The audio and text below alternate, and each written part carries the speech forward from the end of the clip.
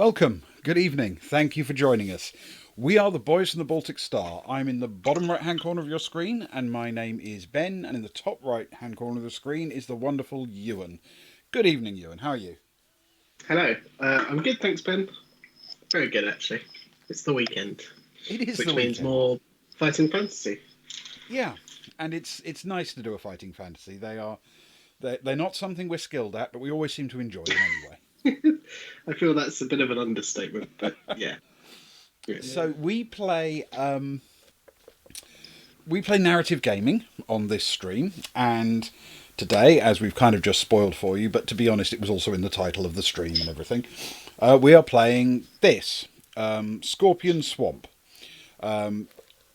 This is one of the most amazing things I've ever encountered. It was released in 1984, and it's not necessarily going to be that easy to show you, but I'm going to try. If you look at the spine, it says Steve Jackson and Ian Livingstone, Scorpion Swamp. And if you look sort of at the front cover, it says Steve Jackson and Ian Livingstone present Scorpion Swamp. And then if you look at the actual title page, it says Steve Jackson and Ian Livingstone present Scorpion Swamp. And then down at the bottom, it says it was written actually by Steve Jackson. But this is that remarkable book where the Steve Jackson who wrote it and the Steve Jackson who's part of Steve Jackson and Ian Livingstone actually aren't the same person at all. It's a bizarre one, this. So this is a classic choose your own adventure kind of book, and I hope you'll have a lot of fun with it. It is going to be a little bit different from some of them because this one includes magic, but we'll talk about that in a moment. And with this one, we don't actually seem to get provisions at all. And well, that means it's going to be super easy. That should be what it means. We, Yeah. we may as well chalk it down as a win right away. It's barely worth playing.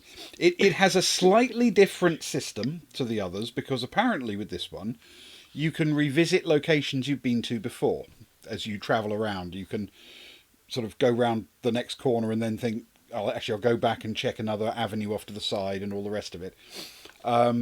So because of that, this one may take a little bit longer than a usual one. But as it turns out, if that happens, we may actually finish off like the last third of it or something tomorrow night. Because that might work out tomorrow night for reasons that we'll come to at the end of the stream. Because we've got a slight change in our scheduled programming for tomorrow. So let's start with the obvious. We play this with two of us having characters. They're not really intended for that. You're supposed to play it through it with just one character. But the fact is, when I used to play these with my friends at school, when I was, 13 or something, we always did them as a group, and we always took multiple characters in, and we had a system, because you've got to have a system for these things. So let's start with the basics. We need to create our own characters. And for this, we need to create 3 basic characteristics: skill, stamina, and luck. Now, skill is determined as 1d6 plus 6. So, let's give it a shot and see how bad this one's going to be. Wonderful. Ooh. That is wonderful. That's a 6 plus 6. Wow. I did less well. A 2 plus 6. For a total of 8. My skill, not great. This is a brilliant start to a clearly very safe environment. Stamina is 2d6 plus 12. So let's hope I get a bit luckier with this. Which is the one you really want because we have no rations or provisions.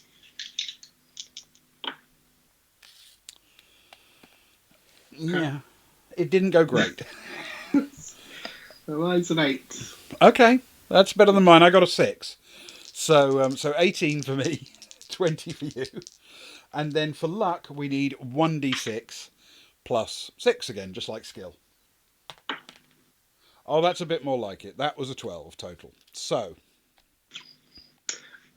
Mine was a 5, So 11. 11. I Not don't know too why that's bad. so long. Yeah, not too Those are bad. some pretty good No rolls. complaints. Yeah, Until they start averaging out during combat. so far so good, as they say. Yeah. Okay, now it does say,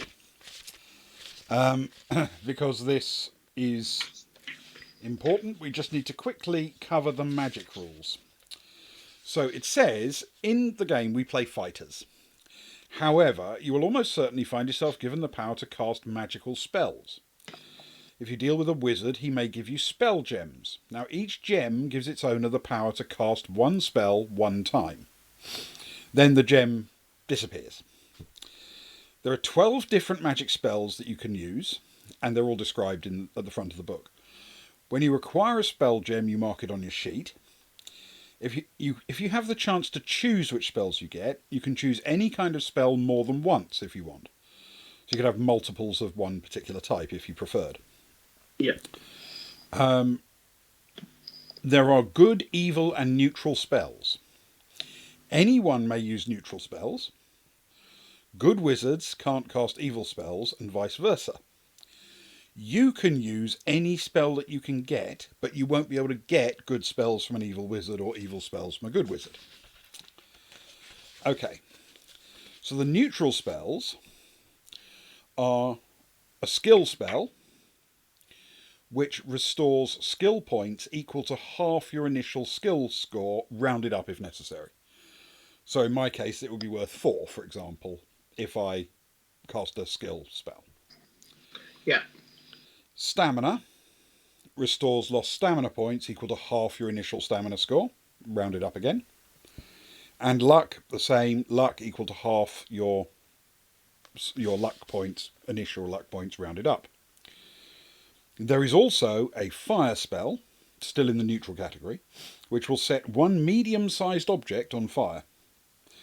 An ice spell, which will freeze water, so something where there is in fact water present. And an illusion spell, which will allow you to create one small short-lived illusion.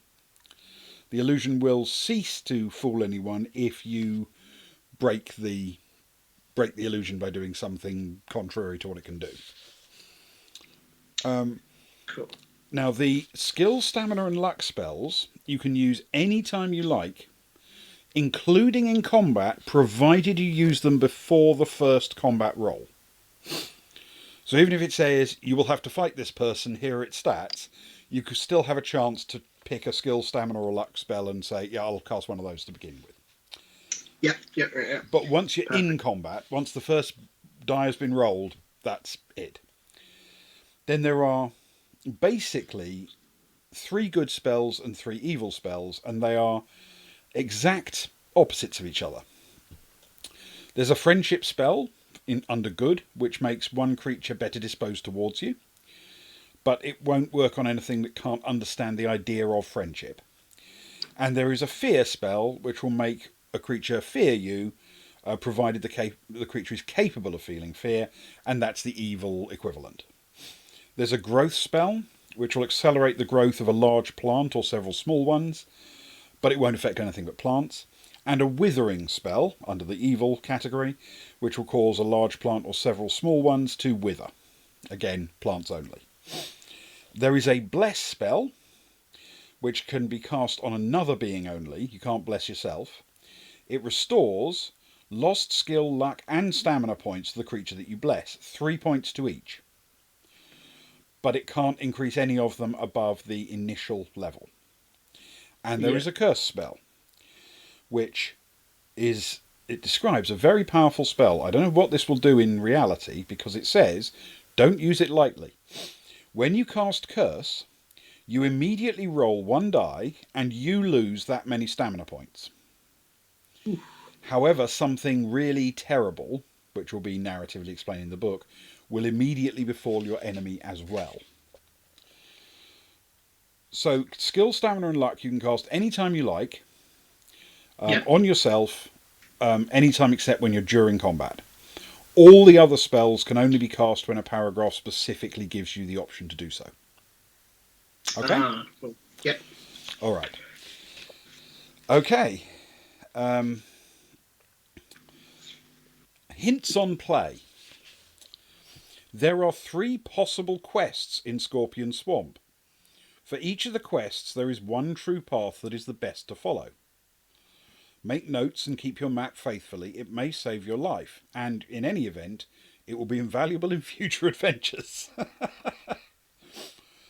Not all clearings contain treasure. Some merely contain traps and creatures. Many wrong turnings are possible, and even if you reach your ultimate destination, you may not find what you're searching for.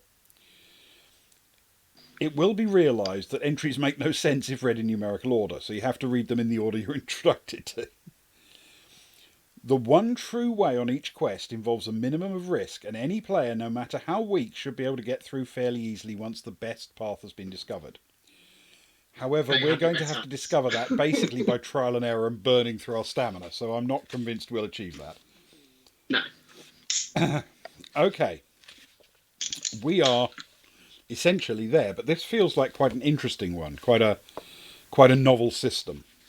Yeah, something a bit different. Yeah. So let's see how she plays, shall we?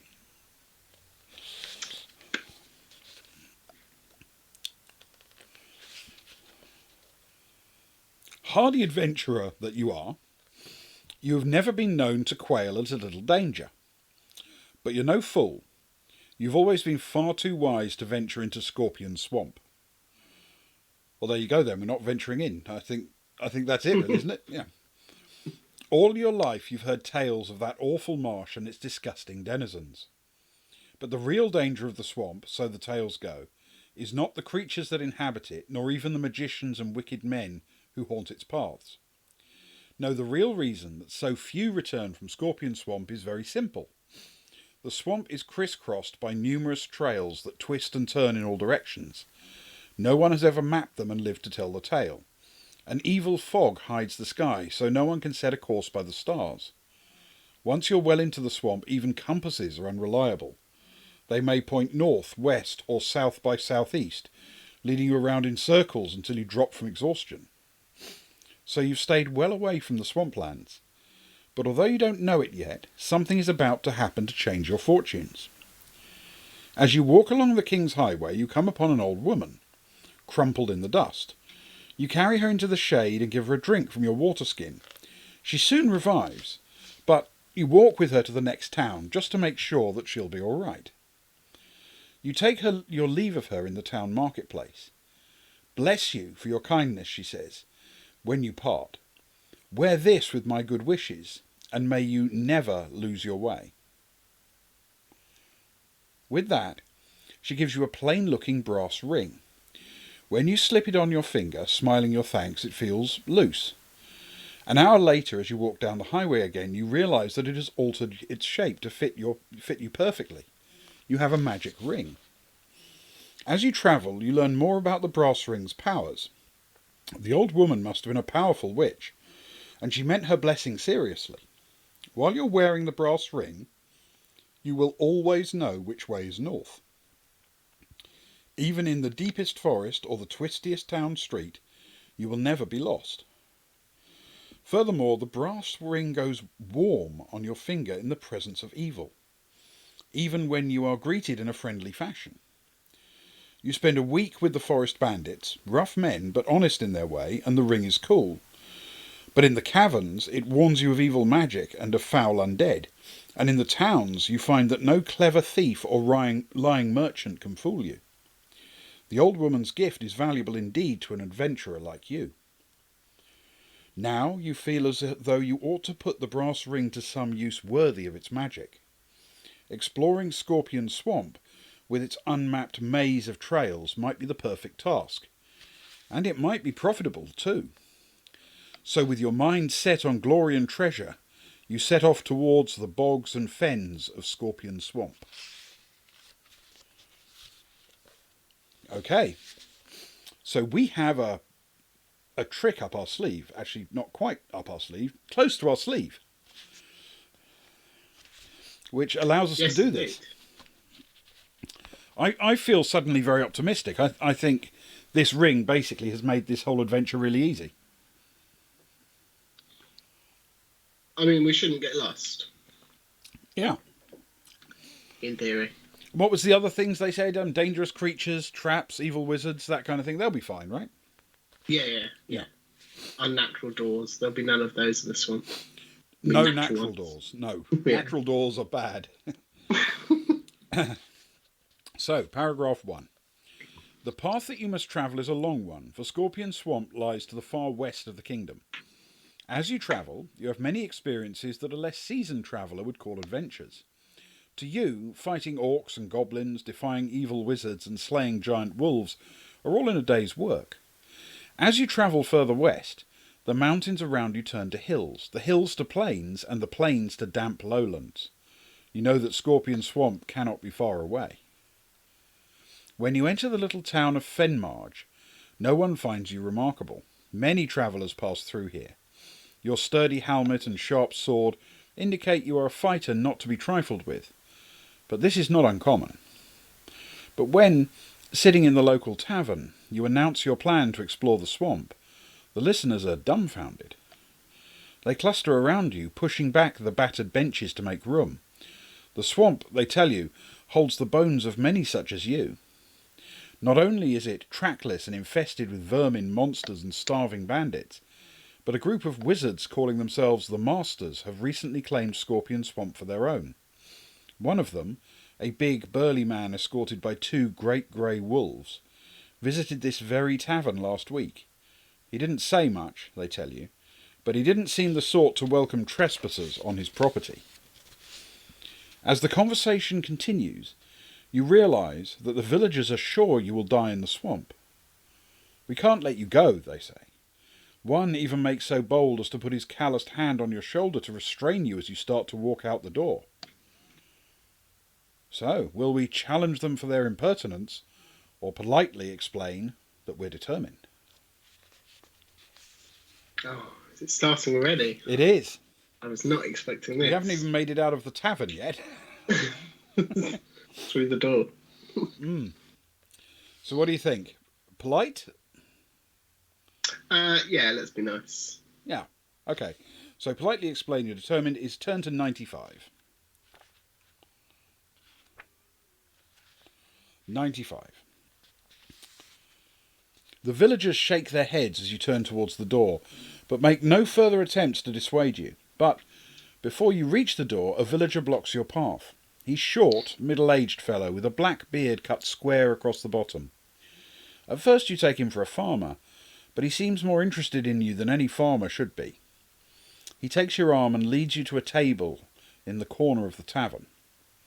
The others have gone back to their chatting, and you find yourself willing to hear what the quiet man will say to you.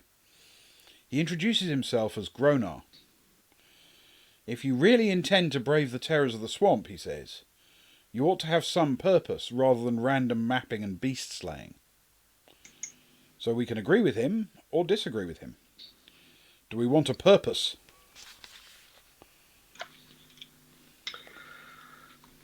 See, I don't know. I think if we don't take up any of these quests, then we'll just get to the end and that will mean we've won, right? Well, if we take up a quest and we get to the end and we don't complete it, then we have merely survived. I see what you mean, actually.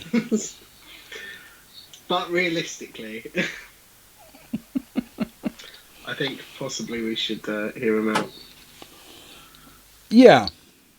It seems silly to go all that way and not get any treasure or reward. I agree. Let's do a something. So let's agree with him and turn to 240. At least find out what he has to say.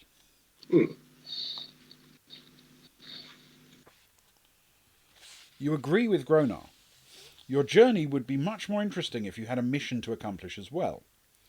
He nods. There are 3 men in this village now, he tells you, who cannot go into the swamp themselves, but each one has need of a strong fighter willing to venture there. The first of the 3, is an old wizard devoted to the cause of good. He stops to quaff a long draught from his mug. If you want to hear him out, turn to 205, and if you want to interrupt him to say you'll serve only good, turn to 155. We want to hear the rest of the options? Yeah. Okay. So we'll hear him out. That's turn to 205.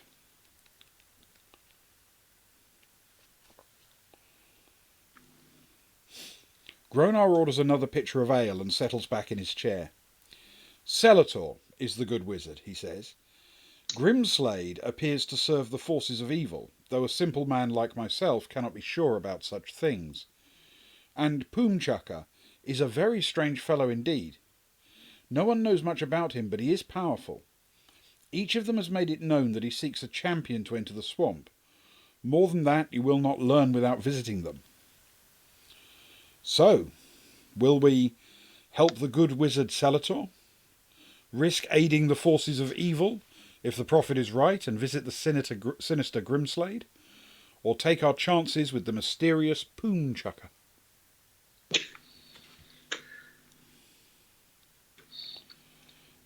I mean, I must confess, I'm genuinely tempted to meet Poomchaka. Yeah, I was definitely leaning towards the, who knows, might be good, might be evil. Yeah. I mean, I don't exactly know what he's going to be like, but the name alone means I want to meet him. Yeah. Okay. Chances are it's the easiest one, right? Bound to be. Name like Poomchaka, he can't possibly be asking us to do anything difficult or exciting. No, this is going to be very basic stuff. Mystery, he's very powerful, so, he probably just wants someone to do the menial tasks for him. Yeah, I think that's absolutely right. That can be the only possible way, yes. Yeah. Okay, so let's try Poomchaka. We will turn to 27.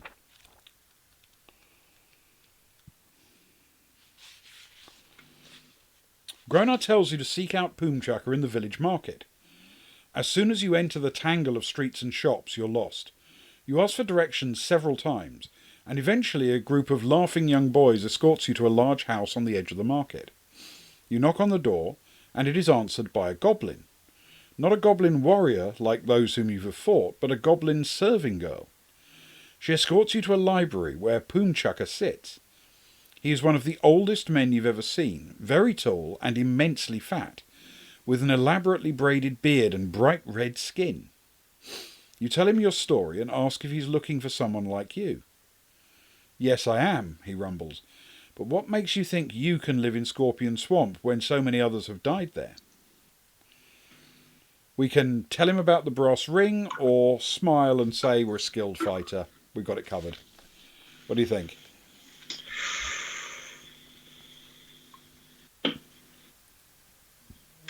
I'm assuming the book is going to tell us if the ring starts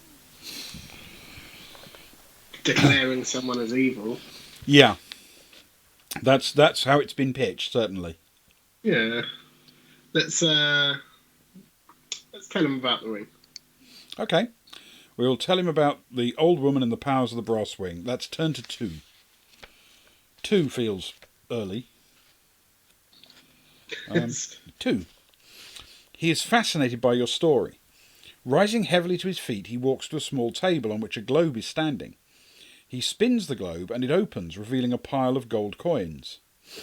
Poomchaka smiles as your eyes bulge. Will you sell it to me, he asks. I will give you 100 pieces of fine gold. We can accept the offer or turn it down.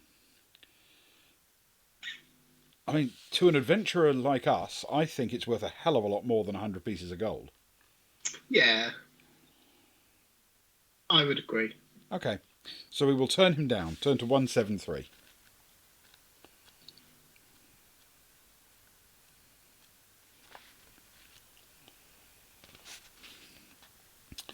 He gives a deep rumbling laugh, and you are certain that you see the bookshelves quiver. He's not at all offended by your reticence. In fact, he's now convinced you are the fighter he needs. I will tell you my secret, he explains. I'm not a wizard at all, but merely a merchant from another land. I have bought many powerful spells and artifacts. Thus, people believe that I'm a mighty magician, and I let them think so because they treat me with more respect. You ask what Poomchaka wants in Scorpion Swamp. Information, he replies. If I had a map of the path through the swamp, I could send caravans through and save weeks and weeks of time in my trading. If you can bring me a map showing a clear path to the town of Willowbend on the north side of Scorpion Swamp, I will pay you half the money that I saved during the first year. You realise that this could amount to hundreds of gold pieces, but you're still wisely cautious. If you're not a wizard, what magic can you give me to help me survive the swamp, you ask. He laughs deeply. I told you that I buy many magic spells. Each of these gems here will let you cast one spell. He spills a box of glittering gems onto the table. You may pick any 5 to take. I don't think you should need that many, but I am generous. So we can turn to the magic spells section and choose any 5 we like, but only from the neutral list. That's the only type that Poomchuck has been able to buy. Okay, so the neutral ones we have available are skill, stamina and luck, and the fire, ice and illusion spells. Cool. So what do you fancy? We get to pick 5 in total. So we could... I mean, I'm tempted to say 5 stamina is clearly the way to go, but obviously that's not true. I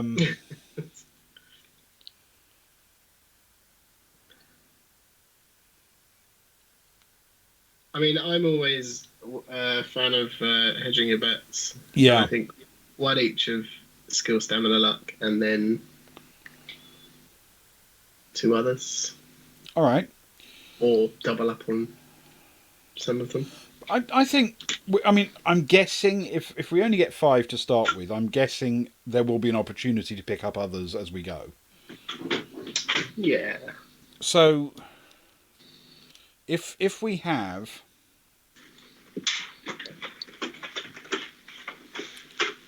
a skill, stamina and luck. Yep. Illusion or fire or ice. I'm tempted to say in a swamp, ice is likely to be more useful, isn't it? There's not going to be much there that will burn very well, but there's going to be a lot there that could freeze. Yeah. That kind of makes sense. Okay. So how about ice and illusion then? Yeah. Yep.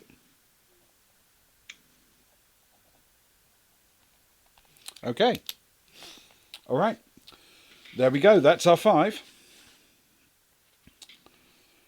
You shake hands with Poomchucker. His grip is surprisingly strong, and the Goblin Girl takes you downstairs. You walk through the busy market and across Fenmarge towards the swamp. Your quest is this. Find your way north across the swamp to the town of Willowbend and return to Poomchucker with a map. Turn to 9 to start your journey. Okay, so we have our mission. We're going to make it all the way back as well. I think that may be implied. Yeah. But I'm guessing if you've passed through something, you probably already missed it, broken its traps and killed its monsters and everything, so hopefully it'll be an easy walk. I don't know. Yeah. Maybe it says, if you've been here once before, then this is what you find. If you've been here 3 times before, this is what you find. I don't know. Yes, that could be very likely. You're on the southern edge of Scorpion Swamp. Thanks to the brass ring, you will always know which way is north. But you must still make a map. You decide to map each path you follow and each clearing you enter, so you'll know which way to go if you return to a clearing. You quickly find a path heading north into the swamp. A huge sign crudely painted on a boulder reads, "Stop! Scorpion Swamp! Turn back!" A skull and crossbones completes the grisly picture. Bravely you stride past the warning and enter the swamp. You can see that it would be foolish to step off the path into the muck, so you follow the trail where it leads. Turn to 195.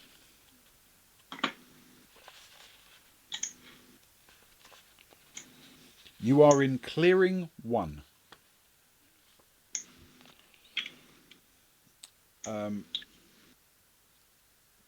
Okay. So we just need to mark this as Clearing 1.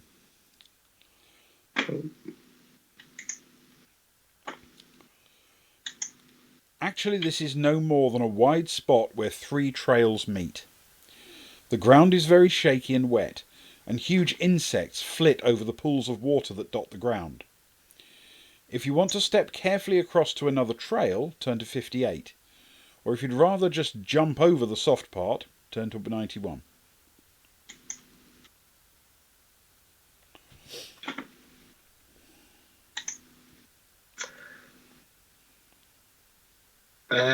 Jump over or, sorry, what was the other option? Or step carefully across to another trail. So do we tiptoe through the pools of water or try and jump over the soft bit? I would say jump. Yeah, so would I. It's not giving us an option to freeze it, for example, so yeah, let's jump. We will turn to 91.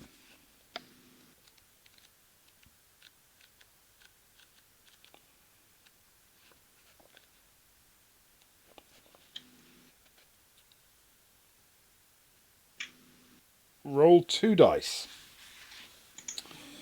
If the result is equal to or less than your stamina, you made the jump. Otherwise, you fell short, caught your leg in the mire, and twisted your arm slightly when you landed, costing you a skill point. So which of us should make the roll? Shall I do a 1d6? Would you like to be one odd or even? I'll be odd. That's a 5. I'm quite glad about that that's because this is you've got to roll 2 dice and come in under or equal to your stamina, and mine is I think lower than yours. Under or equal to your stamina. Yep, 2 dice equal to or less than stamina. Yeah, that's fine. That's an 8. Excellent. All right. I don't really understand that, to be honest, because unless I'm making a mistake, it isn't possible to have that come up more than your stamina, is it? No, because you add 12 to it anyway. Yeah. 14 is the lowest stamina you can have, so maybe that's not true if you get back to the thing later. Because you may come back past this clearing again, of course. Yes. Already I am beginning to see how this one's going to mess with our heads. Okay, we can now leave the clearing. We can go west or east or south. There's no north, sadly. Given that our whole objective is to go north, there is no north. It's mildly frustrating. Yeah. What do you fancy, west or east, I guess? You can choose this one. I will go east, please, to 105. Wonderful.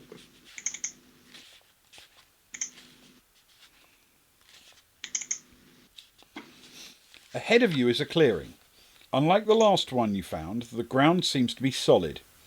This is clearing 12. If you've been here before, turn to 330. If you haven't been here before, keep reading. You see several large flat stones, a huge hollow tree, and 2 other paths leading out.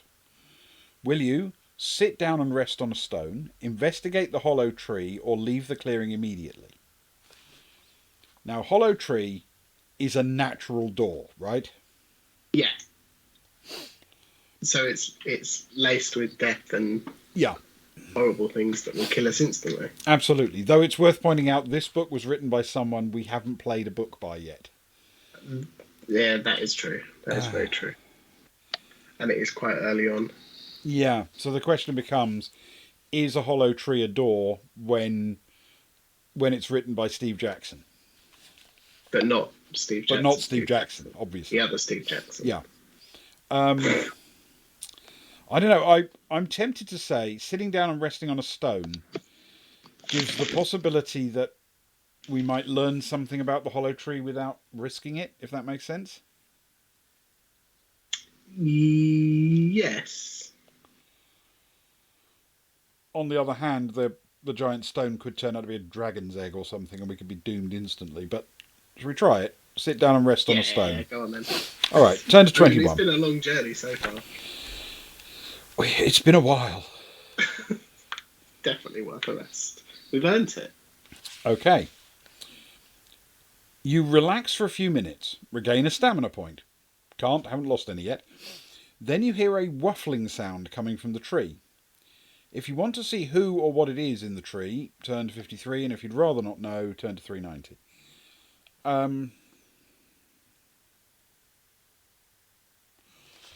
There's a part of me that's screaming, under no circumstances mess with the tree, but there's another part that says, it's still a door, somehow.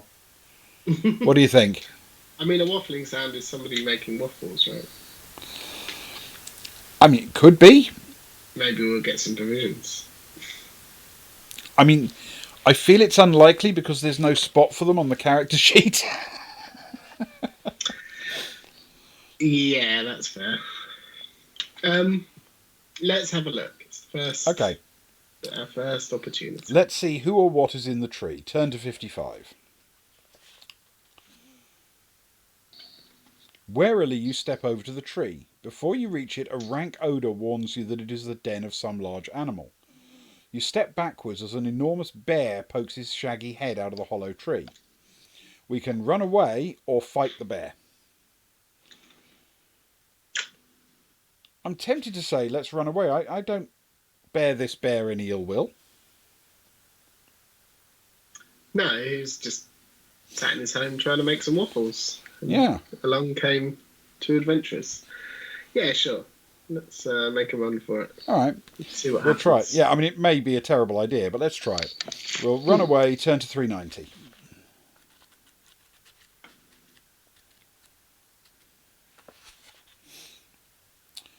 You have a choice of 3 paths. They all seem rather swampy and hazardous. Are we going north, east, or west? So this is now clearing 12, isn't it? Yep. So clearing 12 to the east of clearing 1. So presumably if we go west, we're back to clearing 1. Yeah. What happens if we go... Well, we can keep going east or we can head north immediately. We've got to get north eventually, right? North is ultimately our goal, yes. Yeah. So let's try north. Turn to 144.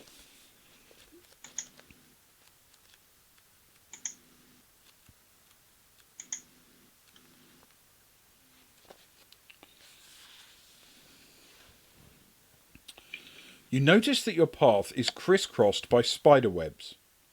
There's a clearing ahead. Even before you enter it, you can see that the surrounding trees are thickly festooned with webs, and there are many spiders here. You're in clearing 17.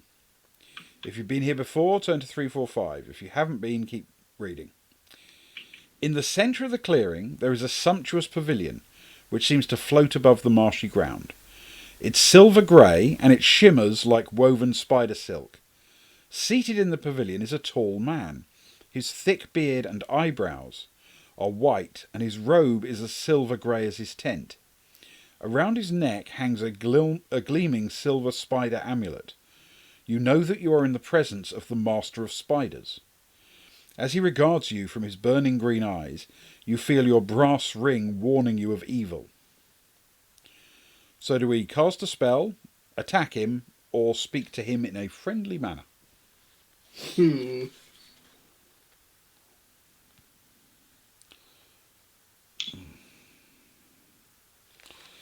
I mean, attacking him when he hasn't done anything seems harsh.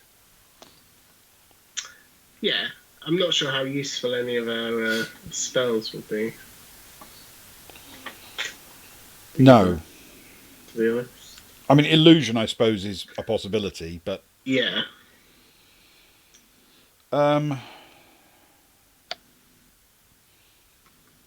I'm conscious of the fact that if we don't do something, then our only route north currently goes through the den of the Master of Spiders, which may not be what Poomchaka wanted us to do.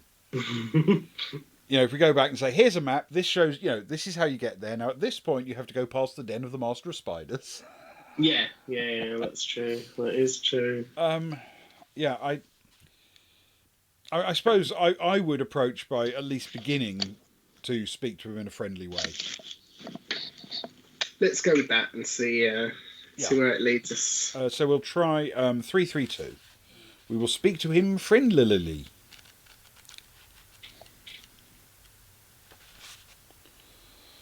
Ignoring the warning signal from your ring, you speak to the Master of Spiders in a friendly fashion. He answers very politely, asking you your business. As you start to reply, you feel a sharp pain at the back of your neck. The Master of Spiders laughs gleefully. You spin around and see a black spider as big as your hand dangling behind you. As its poison courses through your veins, you slump to the ground, unable to move. You see the Master of Spiders rummaging through your pack to see what loot he's captured. Then you feel yourself seized from behind. You are dragged up a tree coated with spider silk and left to hang. In a week or two you will make a tasty meal for the spiders. Your adventure is over. Wow. I think that's a new record. I'm gonna be. Oh my god! I mean, there was a lot of stuff that we didn't map out because there was a lot. You know, we did a lot in town. We went to a tavern. We had a drink. We met a merchant. Ran away from a bear. Jumped over a swamp and died. That is absolutely astonishing for us. I mean, we may have actually. There wasn't even a door. It's entirely possible that we found Fool's Mate with this one. That may be the literal quickest way you can die in this game. There may be no other route where you can die as efficiently, except I suppose if we'd lost the fight with the bear. I suppose that's a possibility. Mm. Yeah. Wow. Or insulted the merchant. I don't know. That was Fought absolutely terrible. That was really bad. That was indeed. Oh God. Weren't you saying this could be the longest one yet? I was saying because I was fact? tricked by the fact that you could revisit paragraphs again. So I was thinking, depending on if you have to like get something from over in the east and then take it to somewhere over in the west, it could take us quite a long way to pick our way around. But you're right, I wasn't accounting for our epic incompetence when it comes to these books. Poor decision making, yeah, definitely. We are renowned for it. Yes, Leno, we have in fact just speedrun, exactly as you say, Scorpion Swamp. We basically finished it in, I don't know, once we've got the preamble out of the way, about 3 minutes. Yes, you have, Spinland. I don't know if you're actually familiar with these books, are you? Scorpion Swamp, this one. We're not either. We're not. Not much of it, anyway. Yeah. We know exactly as much about Scorpion Swamp as we did when we opened the book for the first time. This one, it turns out, is a bit of a brutal one. Yeah. Yes, I think you're probably right, Splinland. It's certainly from that era. This book was published in 1984, so I think you're probably right. It was heavily influenced, I would guess, by that era of Dungeons and Dragons. I'm pretty confident that's right. And yes, it was a bit. You turned the wrong way, you tripped the trap, and now everybody's dead. Sadly, we're not allowed in this book to have like an army of minions or hirelings that we can send in front of us, which is how you used to do it in D&D back in the day. Your objective in D&D was really to get huge wealth and build a great castle and have hundreds of servants, and then hand select the ones you were taking off to the next adventure, because most of them wouldn't come back. We don't even have a 10-foot pole. No, not even a 10-foot pole. I don't know how they expect us to do anything. Apart from guide to spiders, obviously. I must confess, one of the things I don't miss about classic AD&D is the fact that every room you entered into, every chamber, every corridor, everyone said, I'm going down the corridor, but obviously, as I do, I'm banging the 10-foot pole off every wall and surface as I go down.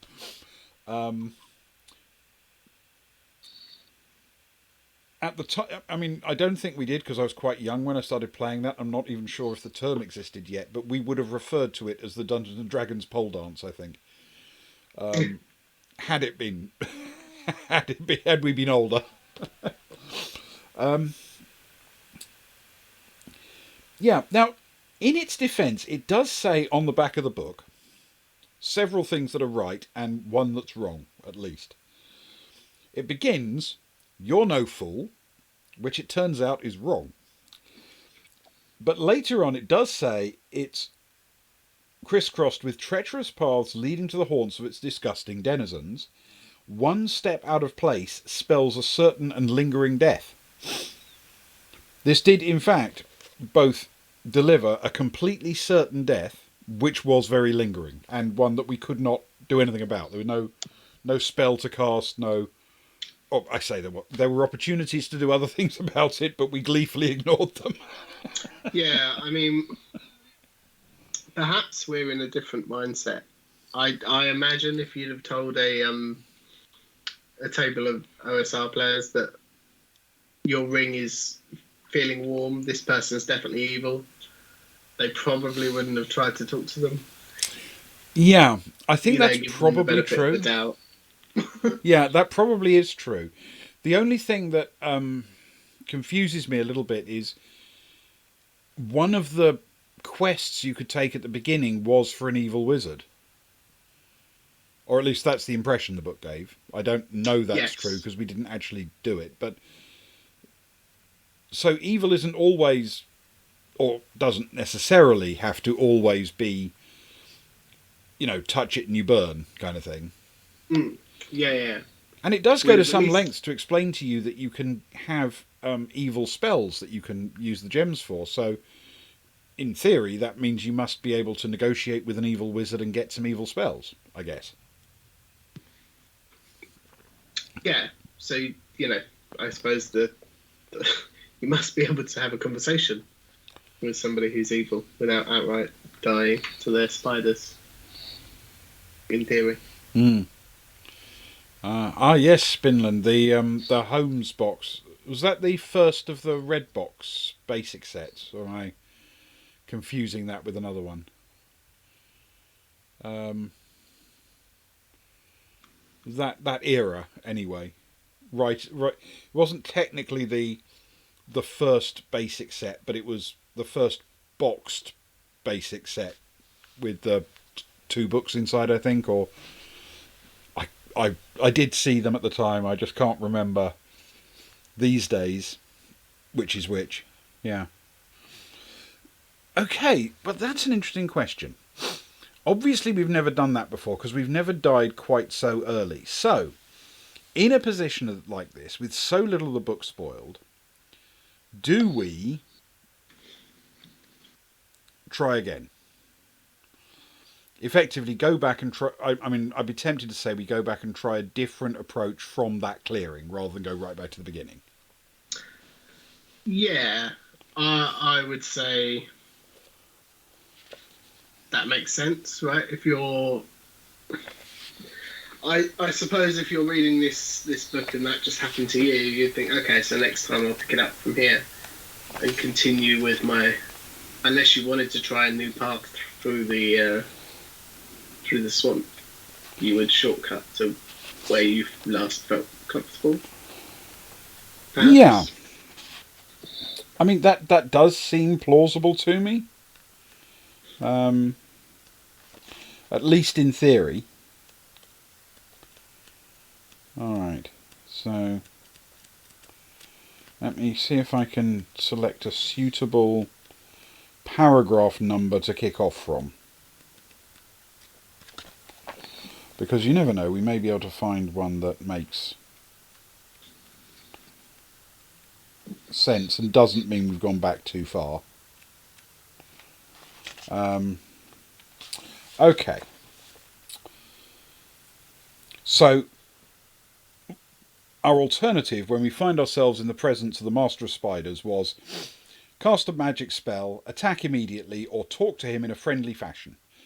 Talk to him in a friendly fashion was instant death. Let's talk to him in a friendly fashion. Let's talk to him in a friendly fashion, because it's not going to happen again. We're going to be alert to the bastard on the back of the neck this time, aren't we? Yeah, Yeah. exactly. Um, Okay. Do we think we have a spell that will be useful? For anyone just joining in, we chose 5 spells at the beginning of the game. Mm-hmm. 3 of them restore our stats: 1 skill, 1 stamina, 1 luck, and we have a spell of ice. Is that right, Ben? And a spell of illusion. We have an illusion spell and an ice spell and a skill, stamina, and luck spell. Yeah.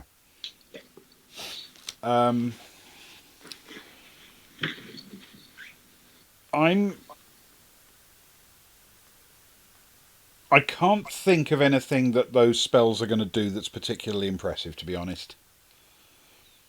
I think we may have to just attack. Well, I'm there for it. Let's do it. Okay. I completely agree. Attack immediately. Turn to 26. Cool. Definitely shouldn't take a buff spell, because I think we're in a good position, apart from having just died. You sense that the Master of Spiders is wholly and foully evil, and you attack him with your sword. You see, he counterattacks with a gleaming wand.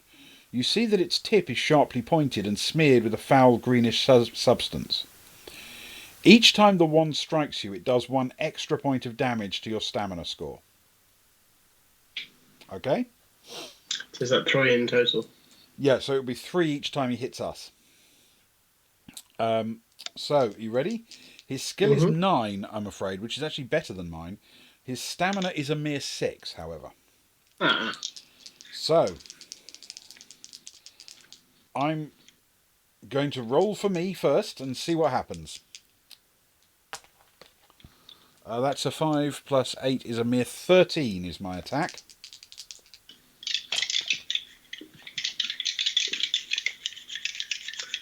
Same time as per usual? Yep. Mine is an 18. 6 plus 12. Well, he rolled a 3 plus 9 is 12, so we've both scored a hit. Nice. Okay, so he's down to stamina 2. 2 points of damage each. Very nice. Yeah. And me rolling again. Oh, that's good. I rolled a 10. So that's 18 for me. Ooh. And I got an 8. So that's 20 total. Okay, and he's rolled a mere 7, which is a total of 16. We've overkilled him. He is done for. 3, 5, 4.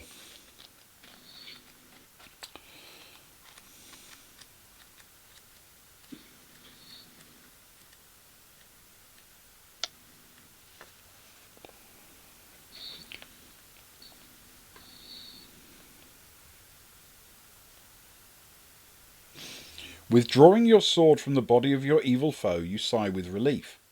But all around you the spiders are lurking. They start drawing closer and closer. You bend down and take the spider amulet from the body. When you pull it free, a spark seems to jump from it. Suddenly the body bursts into flames. You leave hurriedly. Behind you the flames are spreading, and you hope they will wipe out the evil spiders as well. Turn to 165.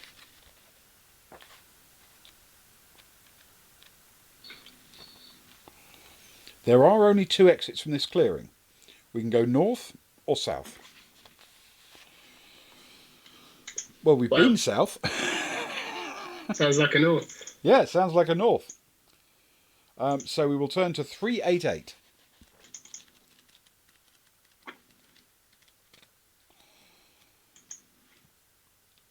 So, if you encounter an actual evildoer, you do an evildoer.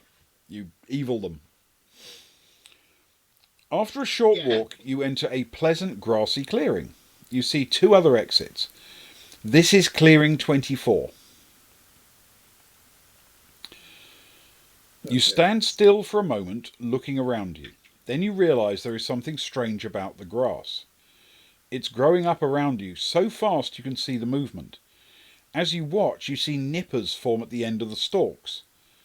They snap at you. You're in the middle of a patch of crabgrass. If you attack it with your sword, turn to 134, or we can use magic. When this was written, they didn't know what Critical Role was going to do with crabgrass. No. They certainly didn't. So this is not the non-grab-ass crabgrass. Welcome, Infinite Monkey Tales. Thank you so much for joining us. I hope you had a brilliant stream tonight. The good news is we got all of our dying out of the way before you joined us, so it's plain sailing from here on We out. definitely did. From here on, nothing can go wrong. It was a very short game. It really was. And as a consequence, though we are continuing to play a bit, we can't count this one as a win, no matter how successful we are from here on. Which means that we're going to win. Which means this is the one we're going to just fly through to the end, isn't it? Yeah. So we are in the middle of a patch of crabgrass.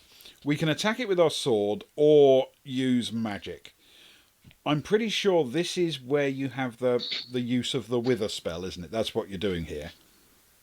Yeah, with maybe fire. Yeah. So fundamentally, spells we don't have. Yeah. Yeah. Okay, so I guess we're going to have to fight grass with a sword. It's better than scissors. It is. Good evening, pirate. Good evening. Welcome. Well, yeah, maybe. I mean, it does say if you want to use magic, turn to 167. We could always try, see what it says at 167, couldn't we? Yeah, give it a go. What's the worst that could happen? We've already died. Yeah. I think it's worth having a look. Few spells seem appropriate. Will you try wither or fire? Or neither of these? Neither of these. We don't have wither or fire. Wither you can only get from an evil wizard, and fire we didn't pick. In fact, fire was the only neutral one we didn't pick. Indeed. So neither of these. 134. Or tremendous decision making. I feel that was my call. Sorry, Ben. An excellent example of our really, really terrible planning here. Yeah.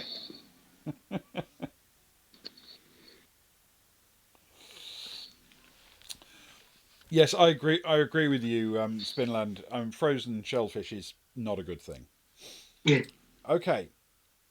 They're easy to cut down, but more keep growing up around you. You fight the hungry lawn as though it was a single opponent. Okay. Its skill is a mere 6, but its stamina is 16. So this could be a fight. Oh. All right. That's some hefty grass. Let's get going. Skill 6, stamina 16.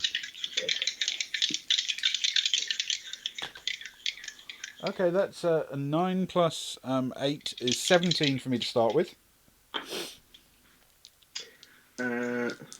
Mine's 20. Okay. And the crabgrass has managed a 6 plus 6 is a 12. So it's knocked down to 12. That was a good start. Yeah. Okay, round 2. I feel as though if we died to grass, that would just that extra like kick in the gut when you're down. Yep, absolutely true. Yep. I've rolled a 9 again, so another 17. Mine's a 7 for a 19. Excellent. And the crabgrass has done all right, actually, there. It's a 9, but with a skill 6, that's only 15. So that's another 2 down. It's down to 8. It's halfway dead.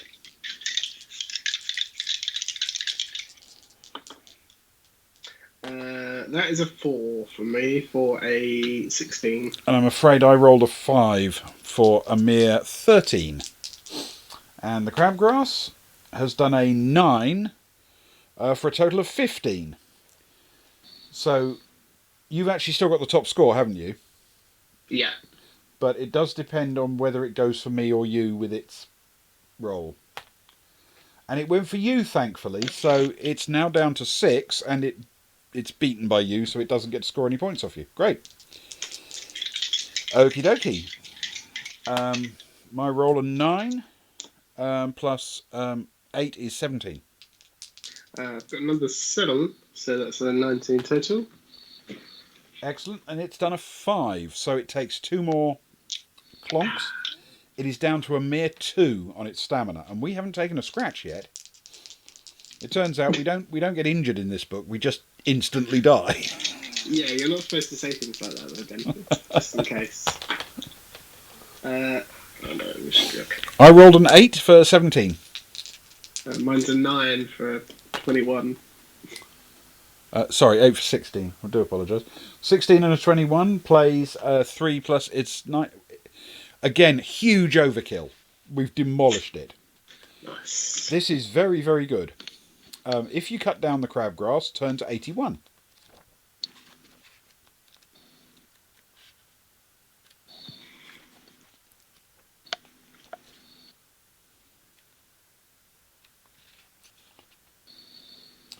You've destroyed the crabgrass. You have no doubt that it's dead. You search the clearing. On a tree you find some scorched lettering. Beware of orcs. That's all. You leave. Turn to 187. So by doing this, we've learned to beware of orcs. It's good advice. It is actually good advice, yeah. You leave. Turn to 187. Right, 187. Although, nowadays you can play a good orc. So there are 3 exits from the clearing. We can go south, east, or west. What do you think? I'm feeling, south is clearly bad. Yeah, let's never go south again. Yeah, the last time we were there, well, the time before last we were there, we died. Yes. So, do we still shimmy to the east, or we sort of head back towards the west and try and keep a little tight column heading north? What do you fancy? I was leaning towards the west. Okay, let's do that. So we will head west. That's turn to 10.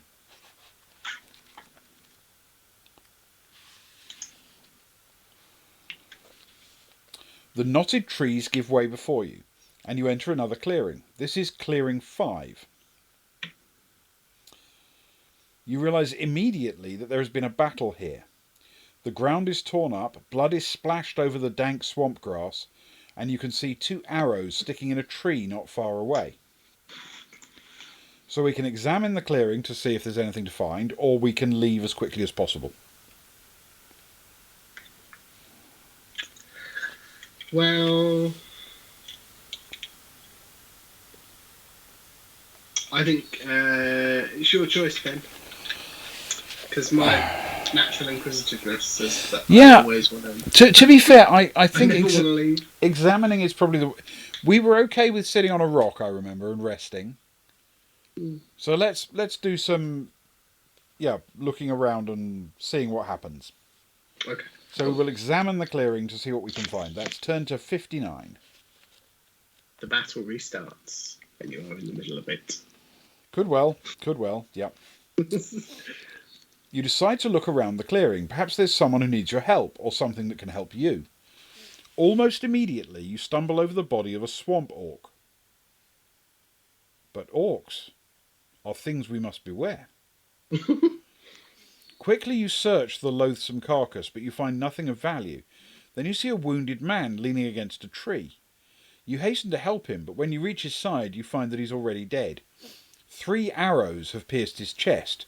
2 more orcs lie at his feet. They paid dearly for his life. You see no packs or weapons. The surviving orcs must have looted the scene before leaving. You decide to give the falling fighter what burial you can. As you do so, you see a golden pendant shaped like a small magnet hanging round his neck. You may leave it, or add it to your possessions. I'm tempted to say we keep it, right? Yeah, definitely. Wait, does the ring go off around evil things, or just evil... I think it's evil people only, Evil people. Oh, specific. Yeah, let's keep it anyway. Okay. Shaped like a magnet. So, magnet pendant.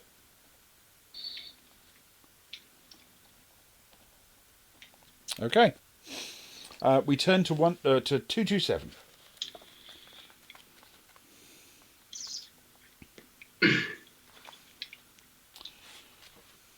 Yeah. There are 3 paths heading out of the clearing. There's one that leads east, somewhat narrower and darker than the others, but that's where we came from, isn't it? That is. So we can go north, east, or west. This seems like a very, very simple one to answer. We're going north, right? Yeah. More north is clearly the way to go. Okay, we'll head north. That's where we've got to get to, isn't it? It is. So we head north, turn to 66. Oh, yeah. In fact, for anyone tuning in, we are, what's the name of the village? Willowbend. Yeah, there or thereabouts. Side of the swamp. We've got to get there and back again. This book, amazingly, gives you different quests you can complete at the beginning. And we're on the find the path through the swamp quest, it turns out. Okay. So, you enter a rather pleasant glade surrounded by gnarled oaks. You're in clearing 9. So this is paragraph 66, clearing 9. Clearing 9. Excellent. Leaning against a tree, eating lunch, is a small, cheerful man in dark clothes. His food is in a picnic basket. He has no visible weapons except for the knife with which he's cutting his cheese. He's cutting the cheese. He notices you standing there and hails you. "Good day, fighter. Will you share my meal?" As he speaks, you feel the brass ring grow hot, warning you of evil. You realise the man is a thief. We can attack him, ignore him, or accept his invitation and sit down. I feel as though accepting his invitation and sitting down is asking to be robbed or brutally murdered in one paragraph. We know the guy is actually evil. He's not a gentleman thief, he's evil, because that's what the ring tells us. Yeah. So do we attack him or ignore him? You would think having a ring that makes it, that allows you to detect whether someone's evil or not, makes these games really easy. Yeah, and Spinland's spot on about this. We're not quick to learn, but we do eventually learn our lesson. Yes, yeah. Indeed. Yeah. Attack, why not? Yeah. We will attack him. We have yet to die in combat, I think, in any of these books that we've done. I think that's right. I think we have a very good record when it comes to killing things. Attack him. Turn to 267.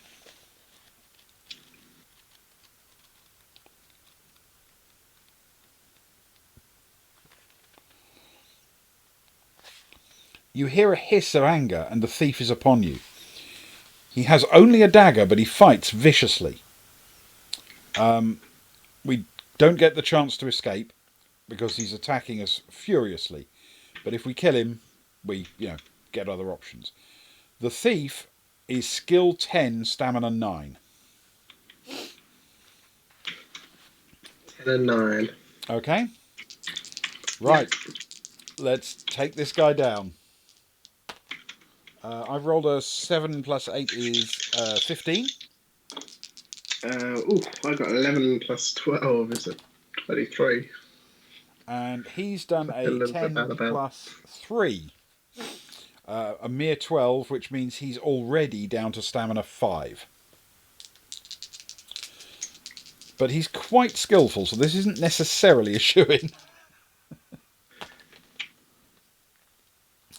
I've rolled an 8 plus 8 is 16.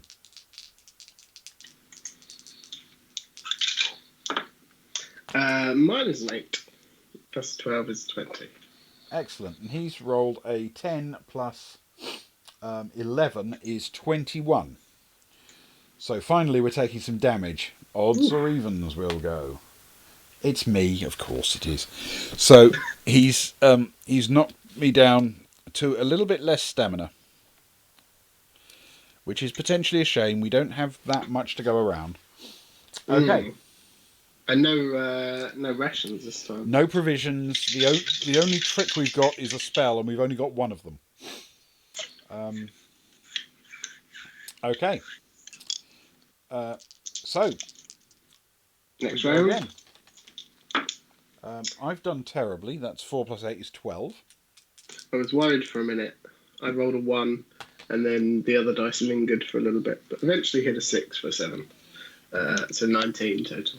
19. And he's done 9 plus 10 is also 19. So if he aims at you, there's no... If he aims for you, there's no damage done. If he aims at me, then he knocks me down by 2. And he aims at you, so no harm to anybody. What's can I test my luck? You didn't wound him this time, so you can't increase the damage. Okay. Cool.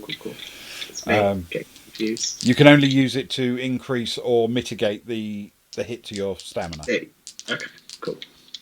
In combat, at least, that's the only way you can use it. Right.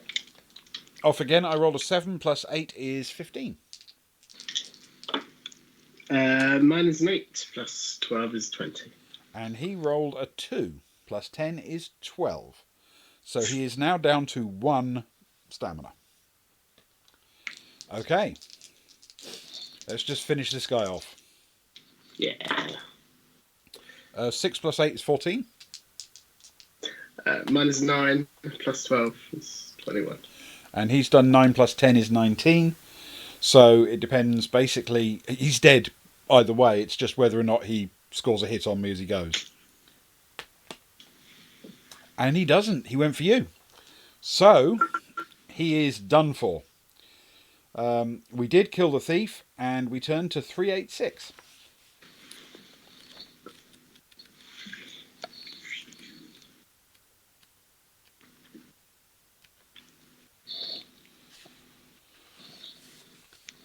The body of the thief lies dead at your feet. He was not as clever as he thought he was. You examine his pack. The only thing you find that looks useful is a large red cloak, which you may add to your own possessions if you like. Munching a bit of cheese you took from his picnic basket, you continue on your way. Okay, red cloak. Good. That's savage. Not only did we brutally murder him on the opinion of a ring, but we stole his cheese and ate it as well. Yeah, and as we did that, we were probably sneering at him. Probably. Yeah, frankly, I feel our morality has taken a bit of a hit this time. It has, but I think for justified reasons. Yeah, arguably justified. Yeah. Okay. Yeah. Okay, so we continue on our way. We turn to 179.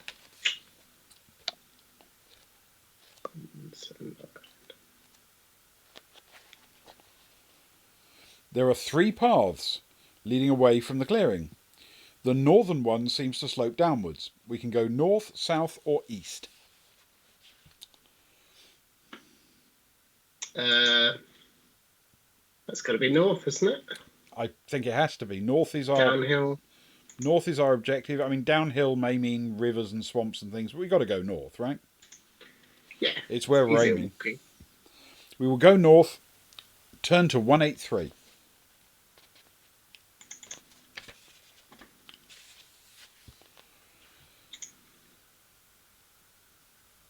As you walk along, the ground becomes rocky and the path slopes upwards. Instead of dismal trees, you see the sky ahead of you. You emerge on top of a high cliff overlooking the murky, foul-brewed river. We are in clearing 20. It is at least 20 metres down to the river, and the cliff is too steep for you to climb down. Below you can see huge crocodiles sunning themselves in the water. Far to the east you can see a bridge which appears to cross the river, but no trail leads along the riverbank in that direction. So, there are 2 trails leaving the clearing. We can walk south, back the way we came. Yeah. We can walk west, along the river. We can dive into the river and swim north, try to cross it, or dive into the river and swim east.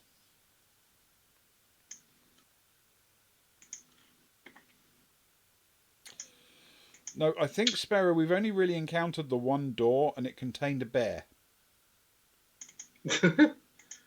It was definitely a natural door, though. It was a natural door, and we did try to we avoid it because it was a natural all door, know but it are contained a equal. bear anyway. Yeah. I mean,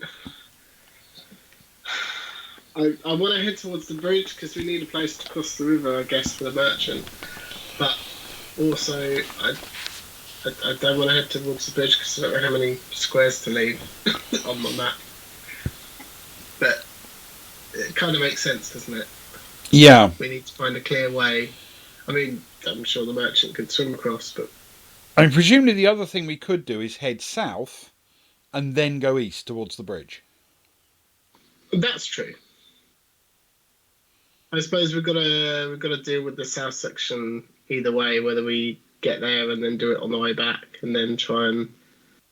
Is it going to be easier to try and find where the bridge is, or now we know where the bridge is it going to be easier to get to the bridge and then go north and then go back south to the bridge and then try and join the two up? I don't know. My temptation, I suppose, is to say we don't really want to swim across the crocodile-infested river, right? Probably not.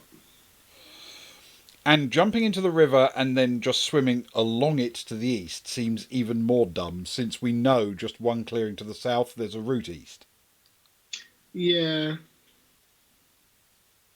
I mean, what I really want to do is cast that ice spell.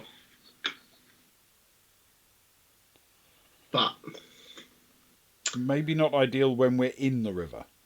No. Yeah. Do you want to go south and east then? I mean, it may take us a long way round, but I'm tempted to, because at least we know the first clearing we're walking into is already denuded of bad guys. Yeah. That makes sense. And we know the bridge is east. Okay, let's try it. Sparrow, this isn't a door, but we're going to walk south into a dead thief. Kind of. So... Hopefully. We walk south into the swamp, turn to 66. I feel that's not necessarily the number we went to last time. Oh,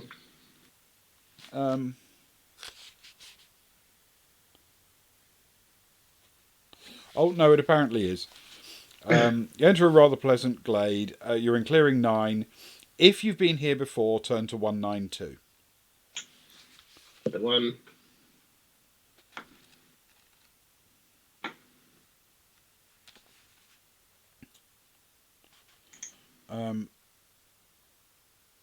You are back in the clearing where you met the thief.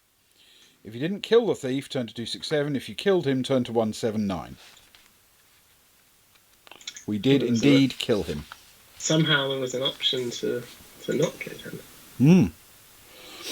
There are 3 paths leading away from the clearing. The northern one slopes downwards. Do we go north, south, or east? We're aiming for the bridge, aren't we? So we're going to head east if we can. Yeah. Which we know is going to lead us to a new clearing. So let's try. We'll go east to 118.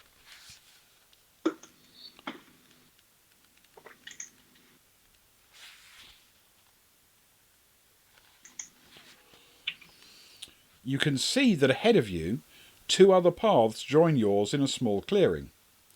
You're in clearing 13. You feel a prickling sensation around your brass ring. Looking down, you see dozens of small scorpions scuttling towards you. Test your luck. If you're lucky, do this. If you're unlucky, do the other thing.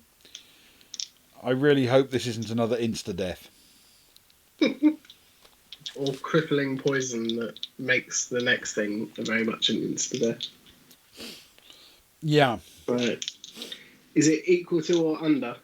Yeah, you roll 2d6, equal to or less than. Wonderful. Do you want me to test or you? Which do you prefer? Well, I just rolled, Okay. but it's your choice No, it's because fine. you don't know what the result is. That's right. I rolled a 6, which is under my luck. Excellent. That's going to cost you a luck point, I'm afraid, because you tested And I luck. will But if reduce you are it. lucky, we turn to 70. That's good. We are lucky. Lucky is excellent. Your reactions are quick. You have time to decide how to deal with the scorpions. Will you stamp on them and strike them with your sword, cast a fire spell, or leap over them to safety? Well, the fire spell is out of Yes. the question. We don't have a fire spell. One spell that we didn't take has come up twice. Yep. It has. We can basically fight them or leap over them. I'm tempted to say leap over them could have all sorts of weird consequences. We could end up landing on them, failing another roll, or sort of a luck roll or a stamina roll or something. Truthfully, I think fighting them is probably safer. Fighting things has gone well so far. Yeah. Let's fight them. 216. Stamp on them and strike them with your sword. We turn to 216.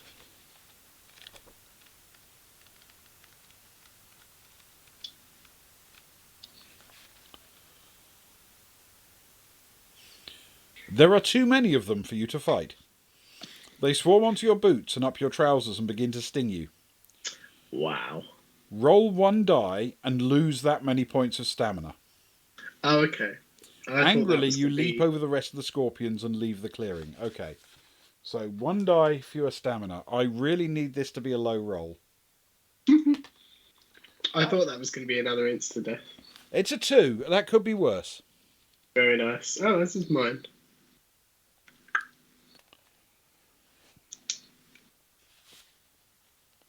Down to 18. I'm currently on 14. Yep. Right. We leap over the rest of the scorpions and leave the clearing. Turn to 319. At least that wasn't instant death. Yeah, see, some things are nice in this book. Hurriedly, you choose an exit. We can go north, east, or west. Well, west is scorpions. East we don't know, but north, I don't know if we've gone east far enough to find the bridge, if that makes sense. Yeah, it does, but at least we'll find out that we haven't. Yeah. Possibly with something else there. Let's try north then and see where it takes us. Turn to 138.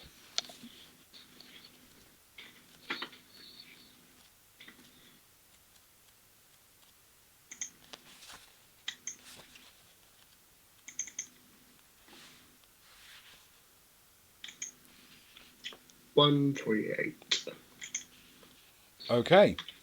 Ahead of you there is an opening in the trees. You investigate. You are in clearing 35.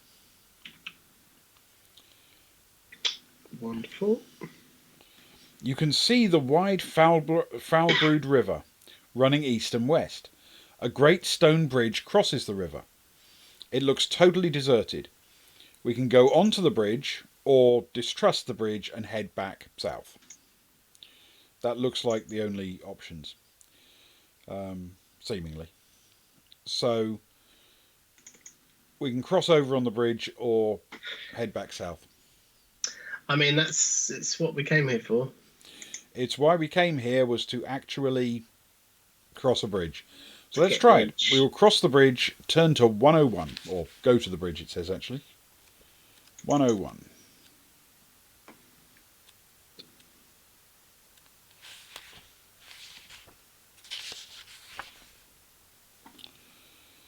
The bridge is old, but in good repair.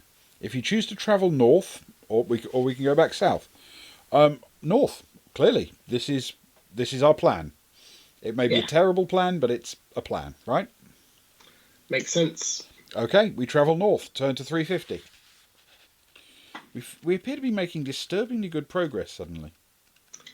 After our initial death. Third square death. Instant death, yeah. Yeah.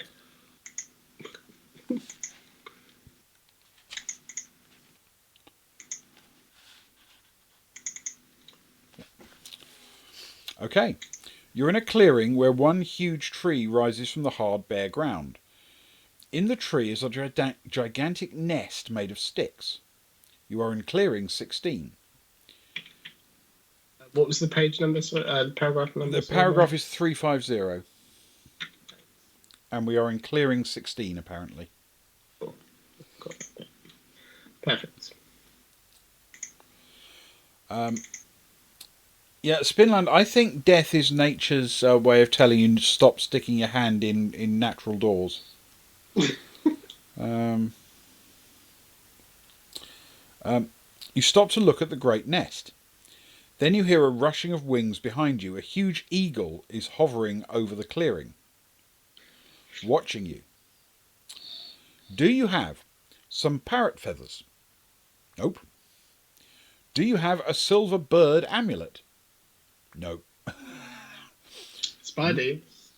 Neither of these. So we have neither of these, sadly. 233. We have a spider amulet, and we have a magnet pendant, but that's all, I'm afraid. Oh, and a red cloak. Neither of these. Turn to 233.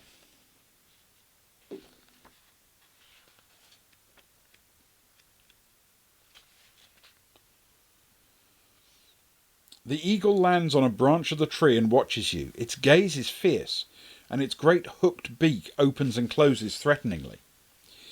We can attack it or back away cautiously.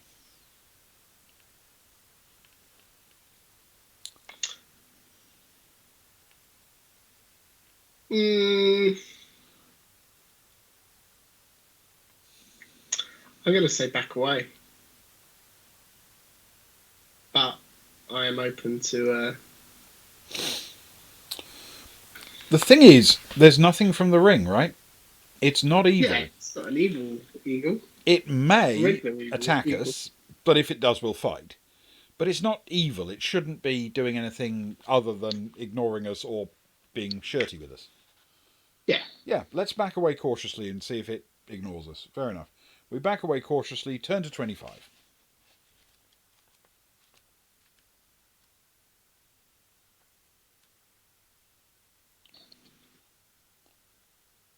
The eagle gives a great cry and circles the clearing once. Then it flies to its nest. You're happy to leave it in peace. Turn to 202. Good choice. Good choice.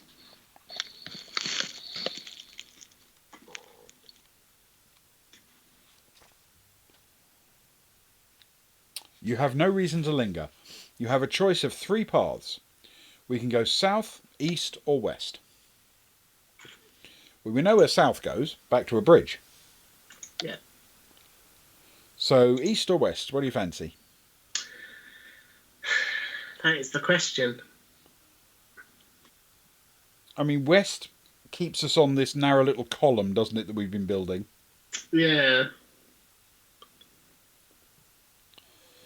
Yeah, Sperry, you can. This one is a very unusual book in a number of ways. One is right at the beginning, you get to kind of visit a different NPC, and each of them gives you a different quest. So our mission in this go through is to get to the end and map it.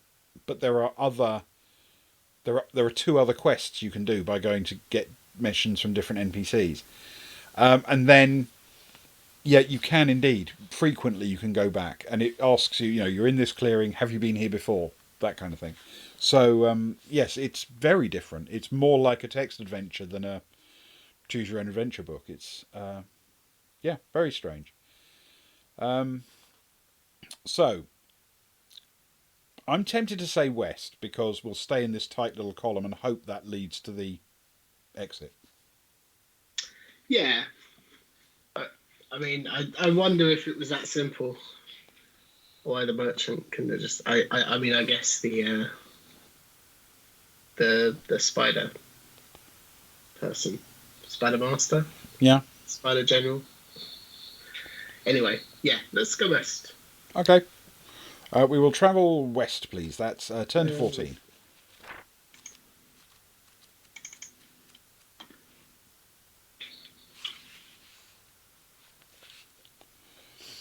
The trail takes you to a small open spot where, years ago, a great tree fell and dragged down several others.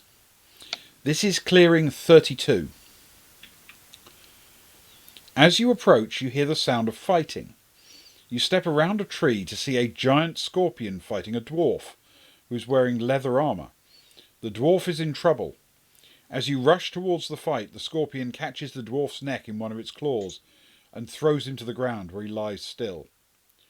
You doubt that you have any magic spells which would be worth using on this enemy. If you leave the clearing while the monster feasts on the dwarf, turn to 88, or we can attack the giant scorpion.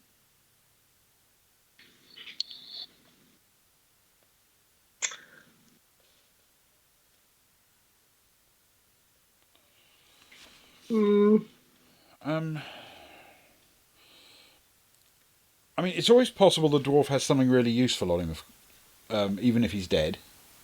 Yeah. And, I think it's just time to do as Spinland suggests. Sparrow and Socks always want us to open every possible door, and Spinland just wants us to slaughter everything we meet. I think between them, they've actually put together quite a good policy for how to lose these books, to be honest. I don't think we needed much help. We didn't need a lot of help. It's attack. It's attack, I think, yeah. Let's go for it. If you attack the giant scorpion, turn to 312. Even though it didn't give us any indication of it being evil, nonetheless, I still think giant scorpion, it knows what it did. Turn to 312. Yeah, I mean, surely one of them must have started. Can't just be a misunderstanding, can it? And they were both good creatures. Also, we were attacked by a bunch of scorpions, just not giant ones. Yeah, that's true. That's true. The giant scorpion lifts its claws menacingly. It is not badly wounded. Evidently, the dwarf was not a very skilled fighter. Okay, giant scorpion, skill 9, stamina 10. Okay, my attack is a 5 plus 8 is 13. Oh, I've got 10 plus 12 is a 22. That's good. And this is 6 plus 9 is 15. Okay, so you land a hit on it. I definitely don't land a hit on it. Whether it knocks any of my stuff off, let's find out. No, it picked you. So it's down to stamina 8. Nice. Seconds away. Round 2. That's a bit more like it. 15 for me. I genuinely feel bad. It's a 12 on the dice plus a 12. Okay. It also did a 15, so it doesn't matter who it was aiming for. It would either not score against me or not score against you. I don't score against it either, but you do. So it's now down to a total of 6. Very nice. I mean, I say I feel bad. We've already died once, so yeah, true. Technically, it's my ghost. 8 and 8 is 16 for me. I rolled a 6 this time. Plus 12, isn't it? 18. Right, and it's done a 15, so we've both hit it this time. It's down to stamina 2.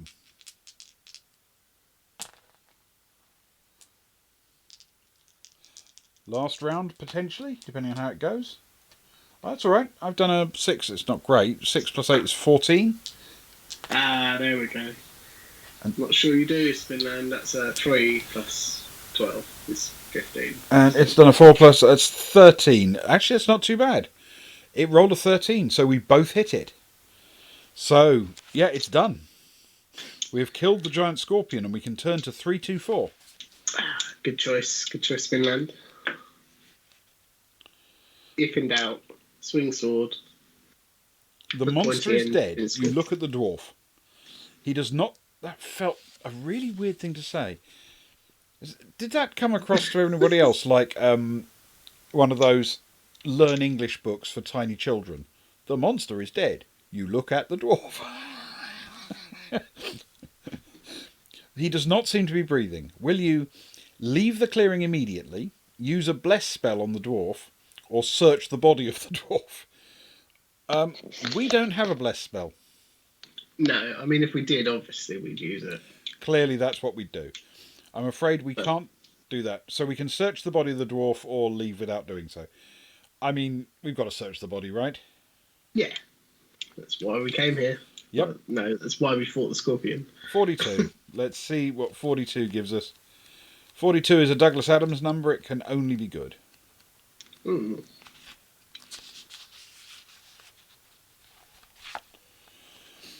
You look through the belongings of the unfortunate dwarf to see if there's anything you can use. His armour, of course, is too small for you, but in his pouch you find a small vial of potion. We can drink it or leave it. What do you think? You want to have a go at drinking it?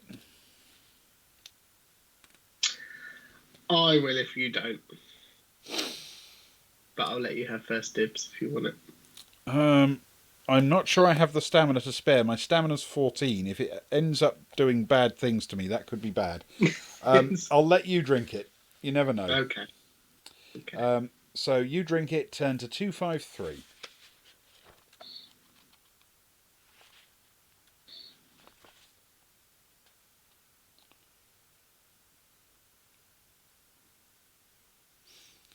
You drink the potion. Immediately you begin to feel a bit strange.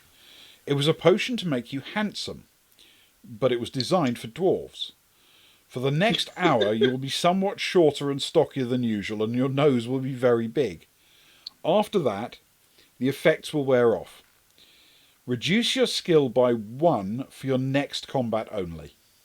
Oh. Okie dokie. To be fair, that could have been worse, couldn't it? It could have been much worse. We've had much worse. Turn to 88. And I now look like a handsome dwarf.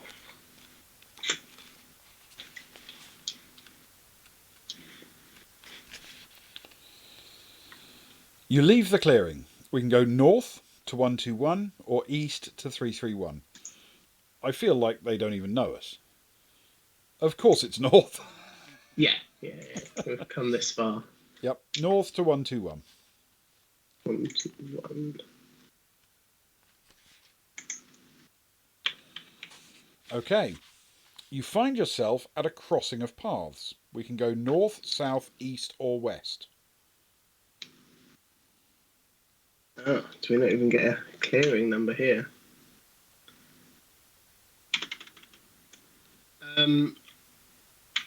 North? I mean, it's got to be. Let's Until go. something stops us going north, we've got to keep going north, haven't we? Yeah, that's our goal. That's our mission. I mean, it's entirely possible there is a mission, one of the missions says you've got to go as far west as you can to find this guy, or as far as you can to get this thing. But for us, we've got to go north, yeah?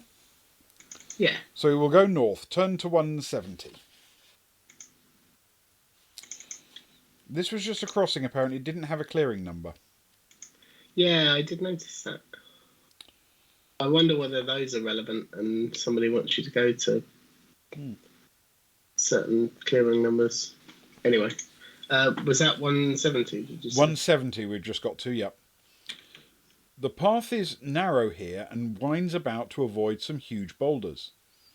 It is foggy and you cannot see far. Suddenly the fog lifts and you see that you've entered another clearing. You're in clearing 19. From the top of a boulder, a man hails you. He's tall and bronzed, dressed all in green, and you know he must be a ranger. Ho, fighter, he challenges you. Do you serve good or evil? Who is your patron? I mean, it doesn't say, do you want to lie or anything like that. It just says, go to the one who is your patron. So, Poom Chucker. As in, Poom Chucker, Chucker, Chucker. That guy. Is our patron. Poom Chucker is, in fact, our patron. So, we are turning to 262 accordingly.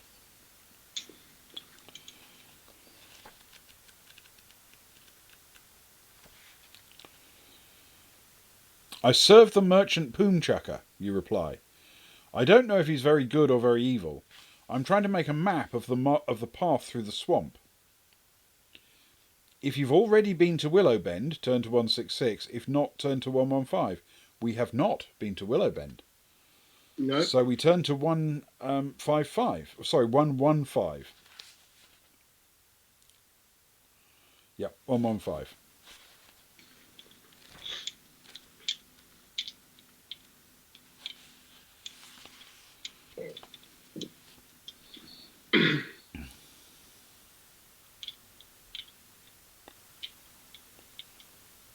The ranger laughs. He appreciates your honesty. Well, then you need to find Willowbend, he says. Do we really? I don't think that's what we're aiming for, is it? Or are we aiming for Willowbend? I think it is. Yeah, okay. Nah, yeah. Yeah. He says, go south, then west at the crossing of paths. From there, just stay on the path and you'll come to the town. But don't stray off the path. You thank him and go on. Turn to 234. So he's suggesting we go south and west. South and then west to... Towards Willowbend, apparently. Ah. Don't stray off the path. We turn to 234. Let's see what options it gives us.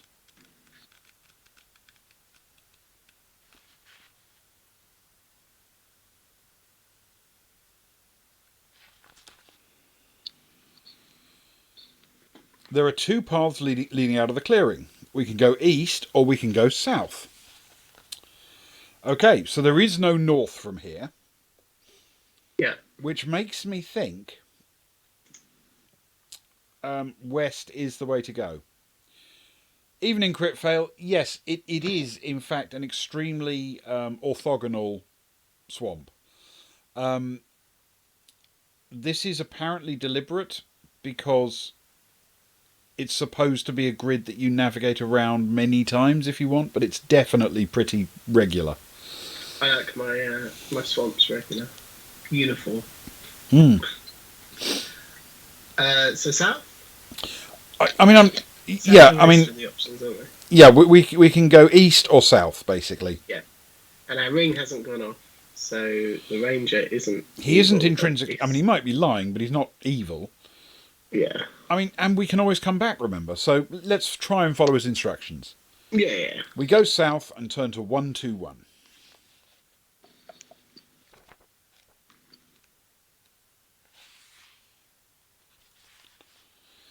You find yourself at a crossing of paths. Here we've been before. Which way will you go? He suggested west, didn't he? Mm-hmm. So let's go west and turn to 218.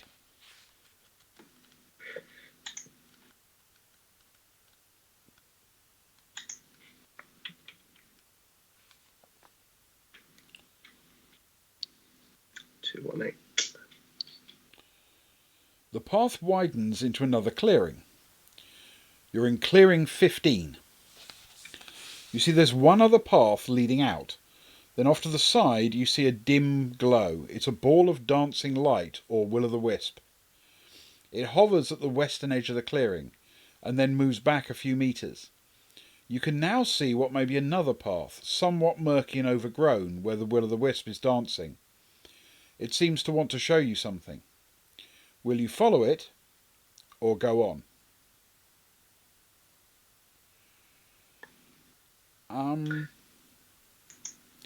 Okay, so we're in clearing 15. Yeah. This is a bit confusing. You see that there is one other path heading out. And that other path must be south. Because we came from the east, didn't we? We came from the east, yeah.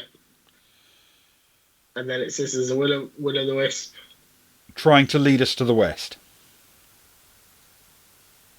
And he said, take the west and follow the path. And follow the path, which I'm guessing means go south, right? Yes. That sounds right. Yeah.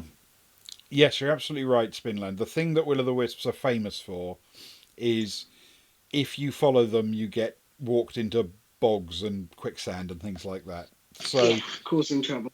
So yeah, let's try to go south and see where that leads us. So we'll ignore it and go south to 336.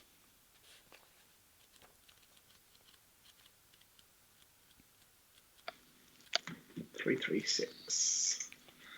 I think this is the right decision. Clearly.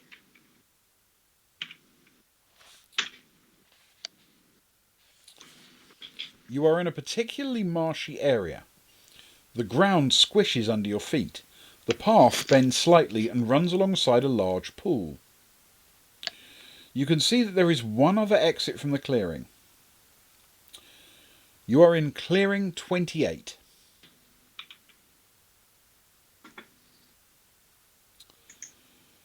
Very good. The surface of the pool ripples nastily and green slime coats the water. You would never drink out of this pool, you're sure. Suddenly the scum on top of the pool seems to pull together. To your amazement, it heaves itself out of the water and onto the path, blocking your way. It's a viscous lump of slime, 2 meters wide, which gives off a fetid odour as it oozes slowly towards you. Will you run away, jump over it, attack with sword, or use a spell? I mean, what do you think about an ice spell? I think that sounds pretty good. Frankly. On a lump of slime. nothing else would have carried it all this way. Yeah, so let's give it a shot, right? So we'll try a spell. Turn to 400.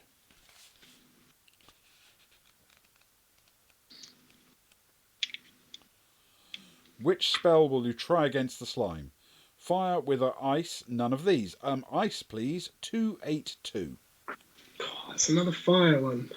We could have taken 5 fire spells and used... Yeah, we could have done.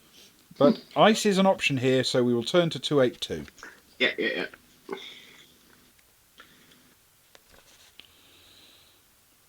You cast the ice spell on the slime. Instantly you know you made the right choice. The slime is a creature of water and the spell freezes it solid. It is dead. Turn to 38.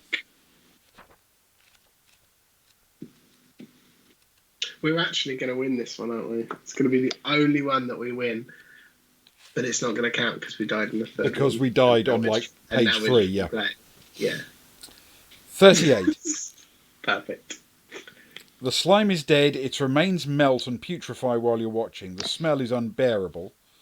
Turn to 153.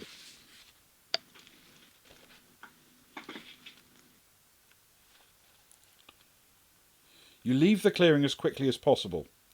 We can go north or west. We came from the north, didn't we? We did indeed. So we go west to 65. Cool. It's got to be close.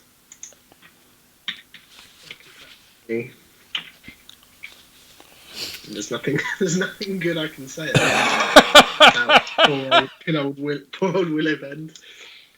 Okay. No. The trail winds about, but you keep to it faithfully.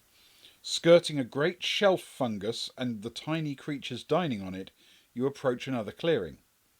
This is clearing 10. You can hear the sound of voices ahead of you. Cautiously you peer around a tree. You see a group of 5 men. You guess they are brigands from their dress and rough speech. The brass ring is not warm, so you know these men are not really evil. On the other hand, there's no need to be foolish. We can turn around and go back the way we came, charge out at them shouting and waving a sword, cast a spell from hiding place, or step out confidently and greet them.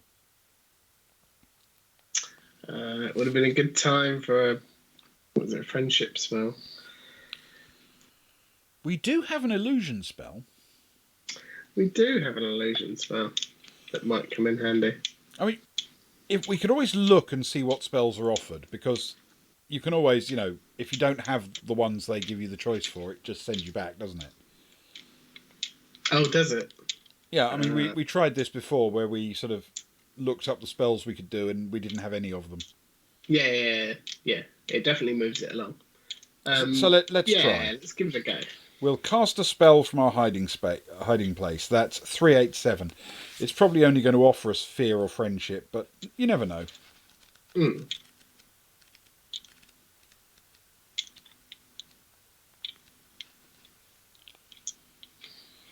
You decide to cast a spell on them from your hiding place. Which spell will you use? Curse, fear, illusion, friendship, or none of those? Illusion, surely. We'll try it. These guys are clearly capable of understanding an illusion, yep.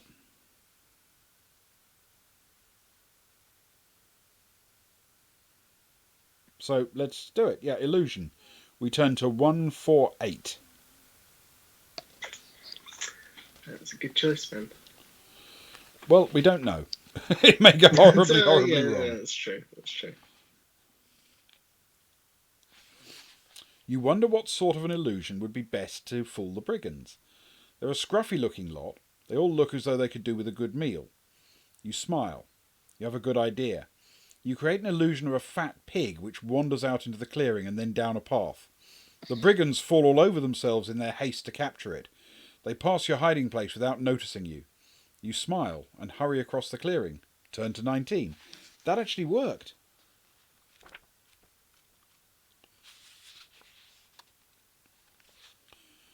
There are two paths leading out of the clearing. The northern one is much wider and more distinct, as though many had travelled along it. We can go north or east. We came from the east. North it is, then. That'll be a north. This is a good thing. We will go north, turn to 280.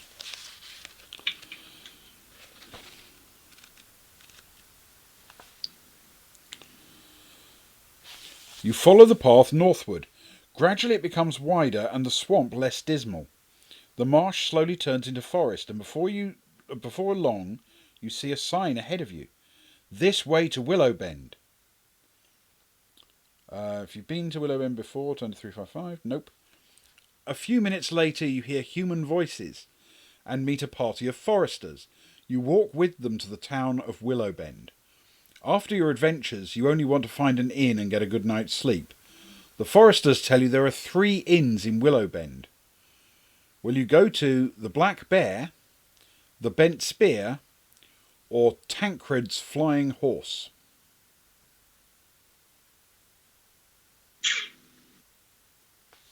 We don't know anything about any of those, do we? No, we haven't heard any mention of anything like that. It's the kind of thing that perhaps if we'd had a conversation with a thief, he'd have been able to tell us which one to avoid, but we, stabbed him. Well, what were the options again? We have the Black Bear, the Bent Spear, and Tancred's Flying Horse, I think they were. Yeah.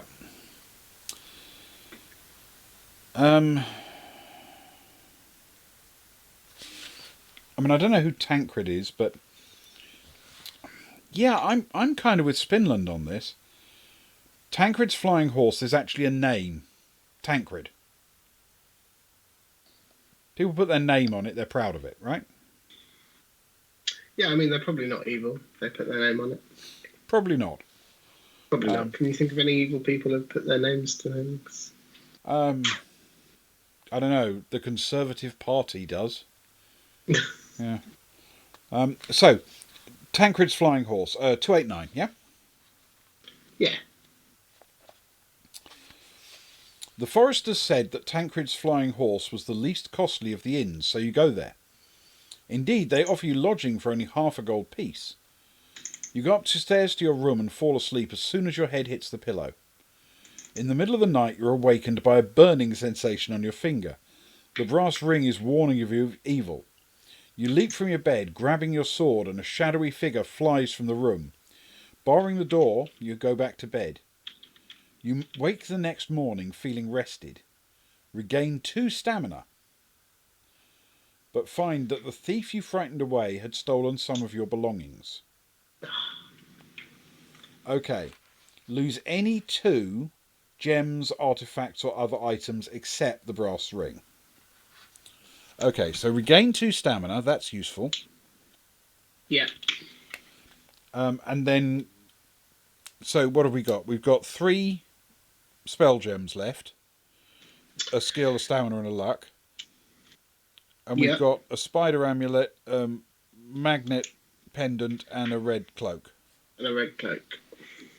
I'm tempted to say we can probably dip the gems, can't we? We're not going to use skill or luck much, are we? No, maybe. I mean, I've tested my luck once.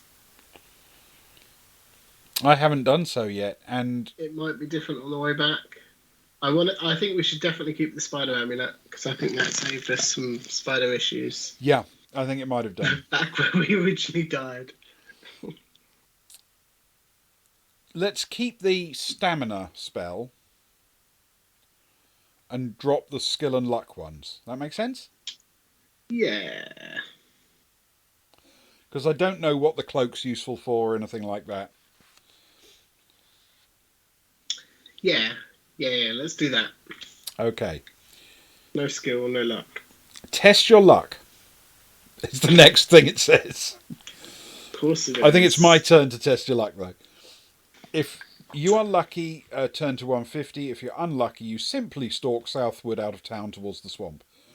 Okay. I'm going to be lucky, I think, because, yeah, I can't fail this one, actually. Yep. I've got 12 at the moment. That was a 9. So it now becomes an 11. Nice. Okay. I think that was a good choice, Spinland, because it felt as though it could have been much worse. Yeah. No, I still stand by your choice, Spinland. Yeah. We in theory, since all we've got to do now is get back to the beginning, this should be an easy return trip. Roughly. Yeah, we should be right. To be honest, I think any square which we survive after dying, let's not forget we died in the third. At the second opportunity to die. Absolutely, yeah. Yeah. So if you're unlucky, you simply if you're lucky, turn to 150. 150.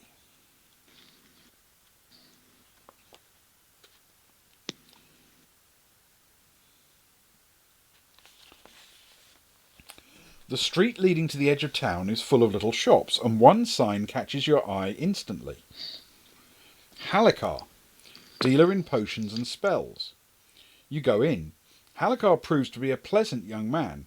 He's a neutral wizard and can only sell neutral spells. Now, you don't have enough gold pieces to deal with him, but some of the items that you picked up in the swamp will interest him. You lay them on his table. Each of the following, if you have it, can be exchanged for a magical gem containing a neutral spell. So do we have a violet jewel? No. A gold chain? Nope. Any of the silver amulets from the masters? Yes, we've got the spider amulet. Yeah. A golden magnet or the horn of a unicorn? Wait, we have a magnet. We have a magnet, yeah. Or a magnet. It's on a pendant, but it's a golden magnet, yes. Right, cool.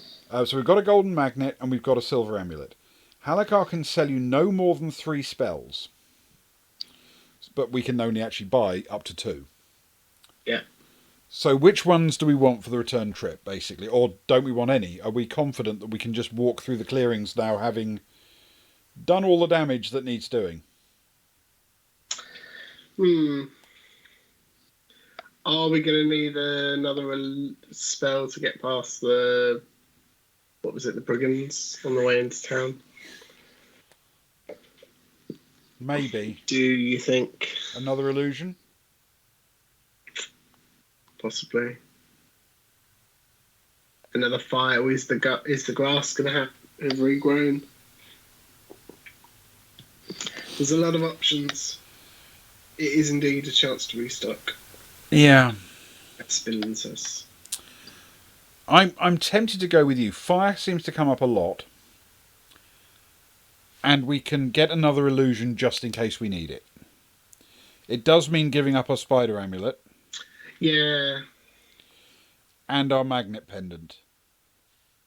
But to be fair, though, this may be the only places you can use them, for all we know. That is true. We may get back there and there will just be nothing there because we've visited it before. Yeah. So how about that? We give away the spider amulet and the magnet pendant, and No, we're going to have to walk through that spider clearing again, aren't we? We are. So let's give up the magnet. Let's give up the magnet pendant, keep the spider amulet. Yeah. So do we go for fire or illusion?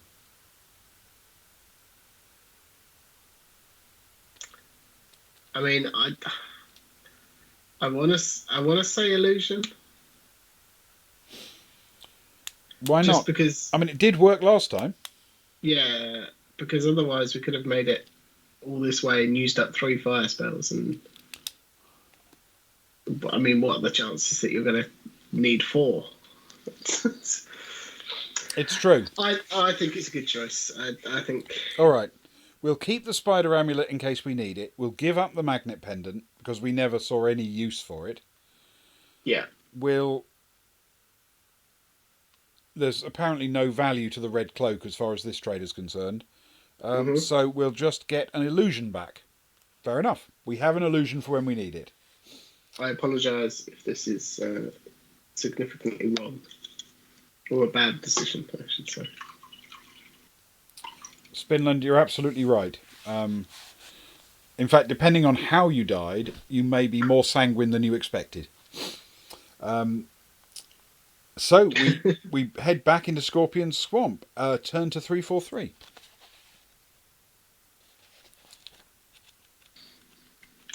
Ben, do you mind if we take a quick 5? I was just thinking this would be the perfect time to do it because we're about to as head we've made it there. back in, aren't we? Yeah. So 343.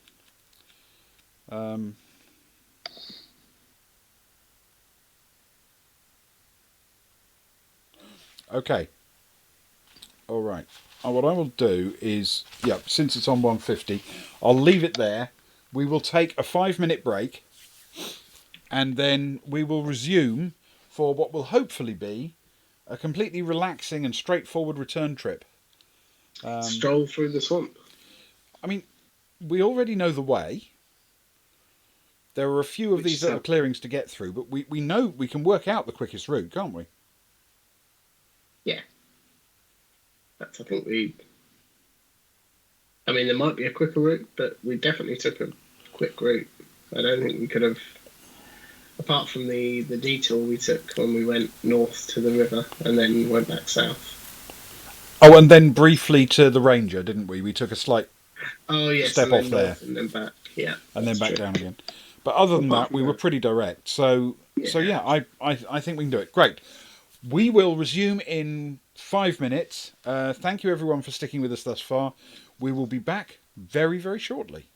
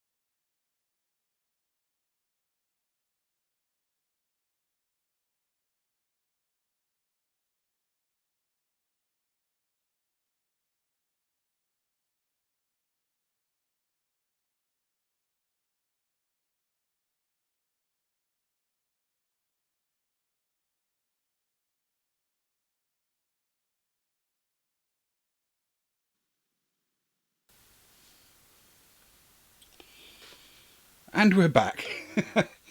Thank you very much for staying with us if you did, or catching up with the second part on VOD if you did that.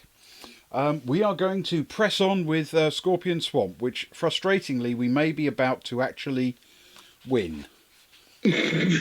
Which is going to be very, very annoying because we died right at the beginning instantly and without achieving anything. Yeah. But we died so early we decided to keep playing anyway. And as a consequence, we may actually end up winning it, which is going to be worse than losing. Yeah, frankly, quite unbelievable. Yeah. I've already put the died stat up. Yep. Because we so clearly failed. Bitter. Yeah. Right. we head back into Scorpion Swamp, turn to 343.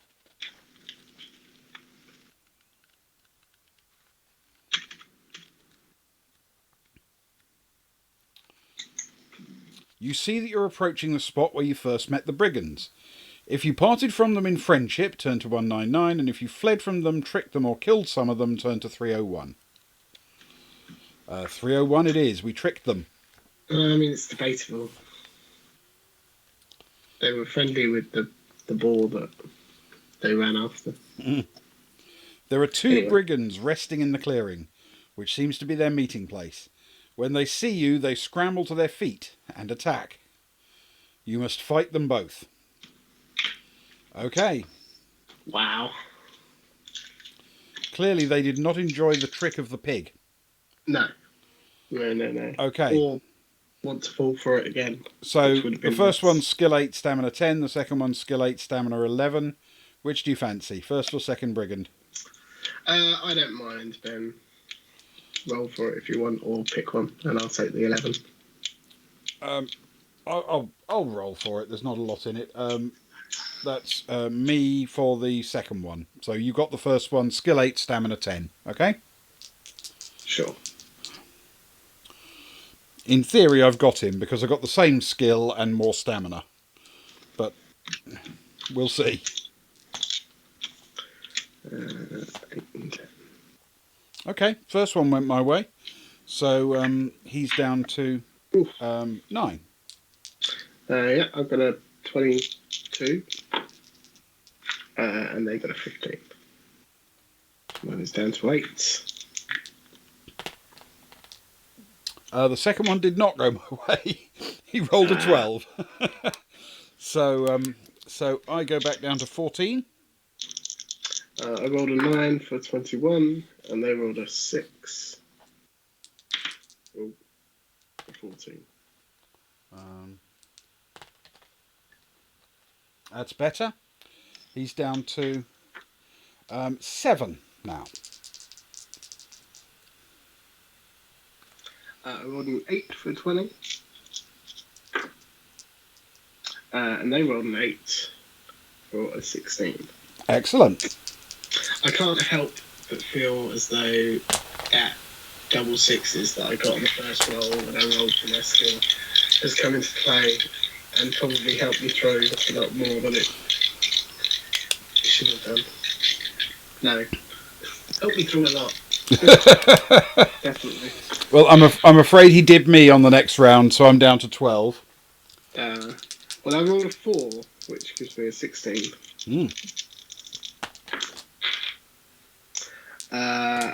And mine rolled an 8, which gives them a 16. And his turn again to take a hit. We do seem to be alternating at the moment. So he's down to 5. However, that's a 9 for 21. And they rolled a 7 for 15. So mine is down to 2. Excellent. That's not too bad. A 10. Another bloody 12 he's rolled. Okay. I'm down to 10. Mine is a 6 for 18. And they've rolled... they're throwing the dice everywhere. They've rolled a 6 for a 14. So mine is gone.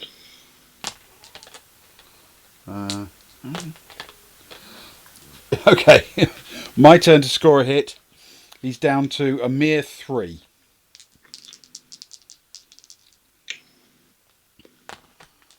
And then 6 and 12, I'm down to 8. He's rolled that. That's another 12. He's had several of those. Clearly these dice are working against me. I don't know exactly why.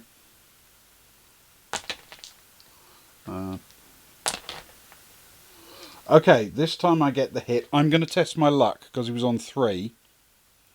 I'm going to try and get the spare point. The extra one. Yep. Which worked. I rolled a 6, so my luck drops down to 10. But he is done for. Perfect. I'm now thinking back and realising that I completely forgot my next combat is down to 11. I think this was the next combat. I think it was, yes. And I think the only one it will come into effect with is the one that we tied on, and I will take 2 points of stamina off. Okay. Yep, that makes sense. Yeah. And then my skill goes back up after the... Yeah, your skill goes back up to its regular after that one thing, Yeah. yep. But I will take some stamina damage. Okay, we killed the 2 brigands. We turn to 2, 4, 6.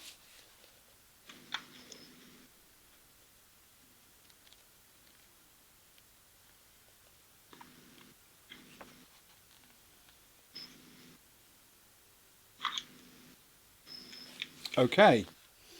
You search the bodies of the dead brigands. One of them has a jar of powder. It smells like bitter herbs. If you leave it alone and continue, turn to 19, and if you try a little of it on your wounds, turn to 67. I mean, I'm tempted to try a little of it on my wounds if it wasn't for the fact that I'm currently on 8 stamina.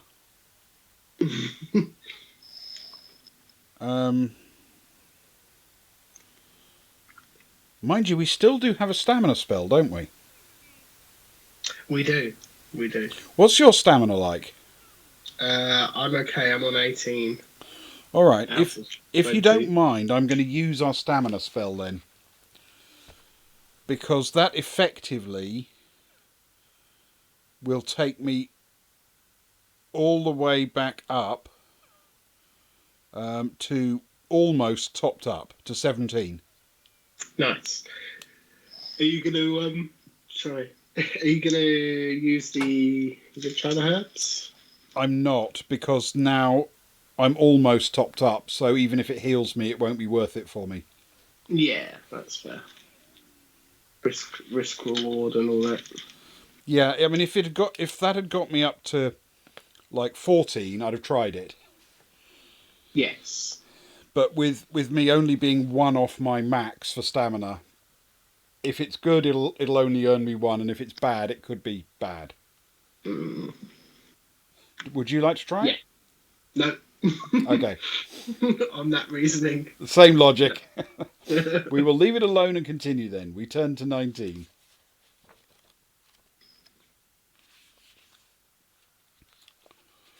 There are 2 paths heading out of the clearing. The northern one heads back to the town. Obviously, it's the wider and more distinct. So we go east, presumably, don't we, to 137? Yes, we do go east. We go east. Excellent. To a different number, though. Yes, I don't know why that is. We'll find out in a second. Disconcerting.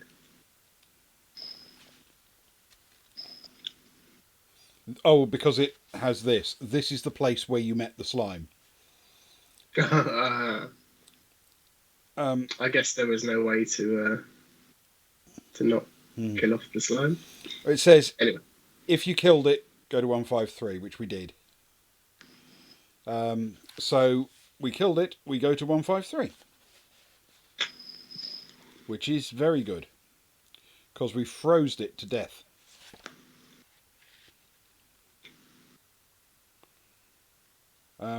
You leave the clearing as quickly as possible.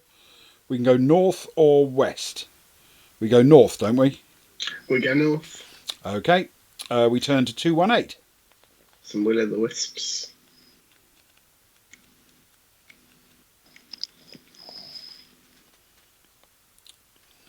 The path widens into another clearing. We've been here before, actually, clearing 15.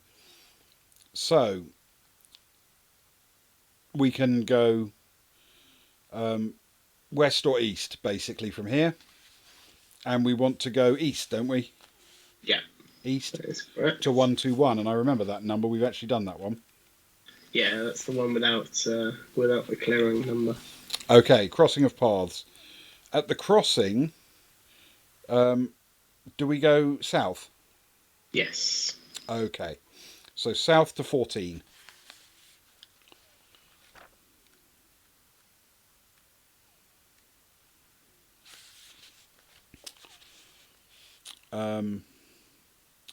This is clearing 32. We have been here before, so we turn to 338.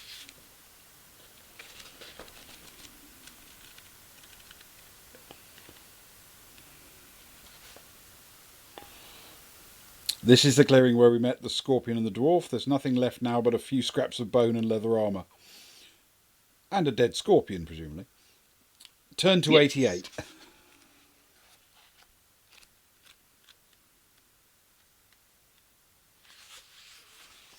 Leave the clearing. We can go north or east. I assume we go east to 331?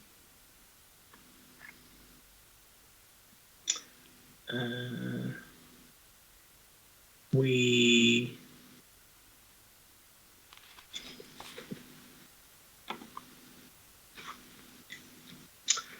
Sorry, I lost the number now. Because going north takes us to 121. Yes. So we go. Yeah, we go east. We go east to 331. Yep. So this should put us roughly on the bridge, shouldn't it? Just above. Okay. But yes.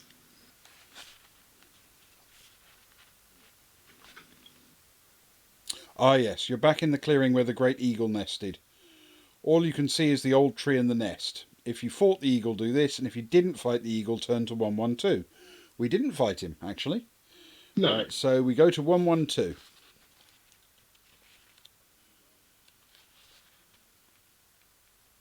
You're curious about the great nest. We can climb up and examine it, or just leave. I mean, I really want to find out what's in the Great Nest, but we're so close. You know what makes me worry? It didn't say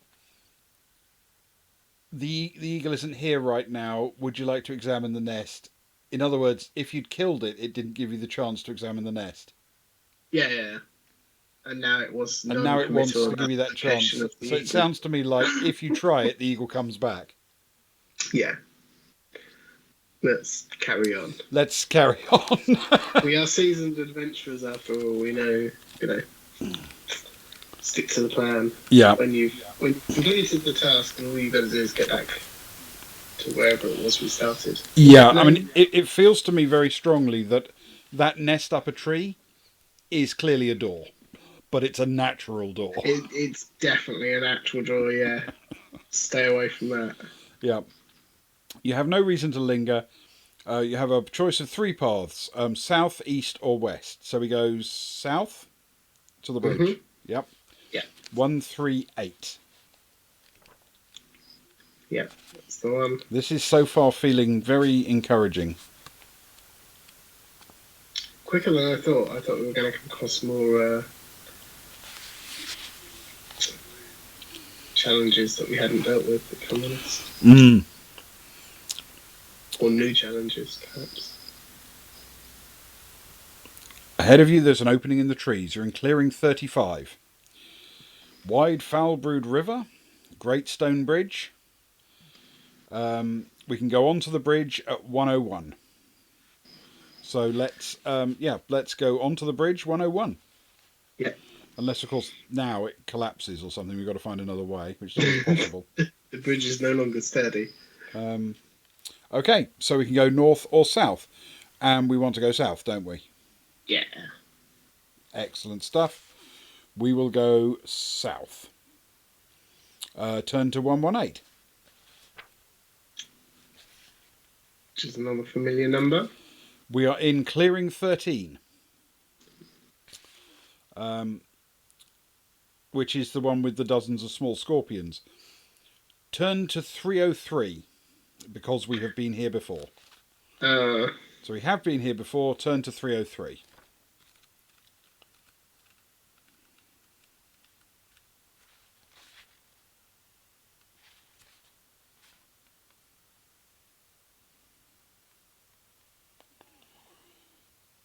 You've returned to the clearing where you met the horde of scorpions.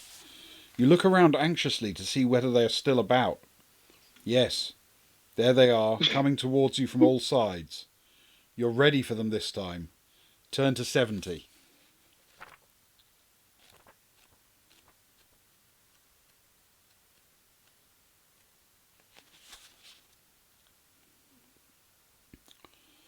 Your reactions are quick. You have to have time to decide how to deal with the scorpions. Will you stamp on them and strike them with your sword, cast a fire spell, or leap over them to safety? We tried stamping on them and it worked, but it cost us lots of stuff. yeah. I And we seem to didn't take the remember fire after spell. we'd failed to kill all of them, we leapt over them to safety, didn't we? Yeah, I think that sounds about right. At very least, I think we should try the other option and see what happens. Yeah, so let's try leaping over them to safety. 377.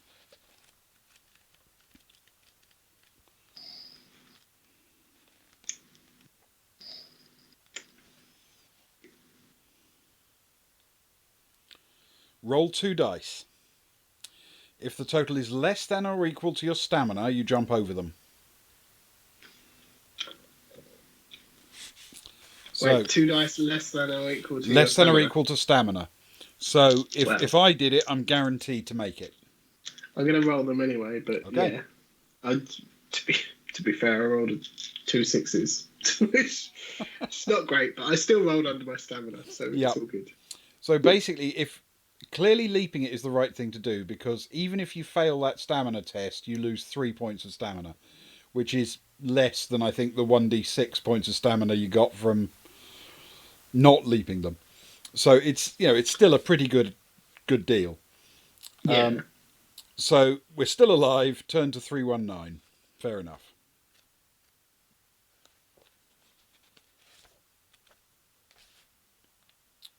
Hurriedly, you choose an exit. So from here we can go north, east, or west. We want to head west. Yeah. Now, to be fair, we don't know what's to the east, but we do know what's to the west, and it is the route home, right? Yeah, I mean, east could be as well, but at least we know that if we head west, it is the route home, and we've been through all of the squares before. We have. Let's try it. We will head west, turn to 66. I'm dreading the clip that Sparrow has just made.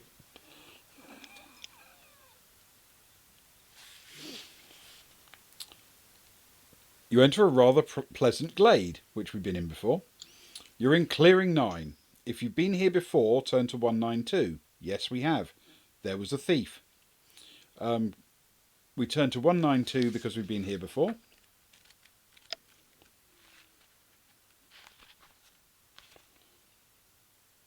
You're back in the clearing where you met the thief. If you did not kill the thief, turn to 267. If you killed him, 179. We did kill him. We killed him dead. We didn't move. Because he was evil. So 179. This was the lesson we learned after not listening to the evil ring. We just over exuberantly listened to it. Yeah. And, So there are 3 paths leading away from the clearing. We can go north, south, or east. We go south next, don't we? we do. To clearing 10. This is the value of mapping. This is a very good thing, mapping. This is clearing 5. If you've been here before, turn to 142. This is the battle with the dead orcs and everything. So we have been here before. We turn to 142.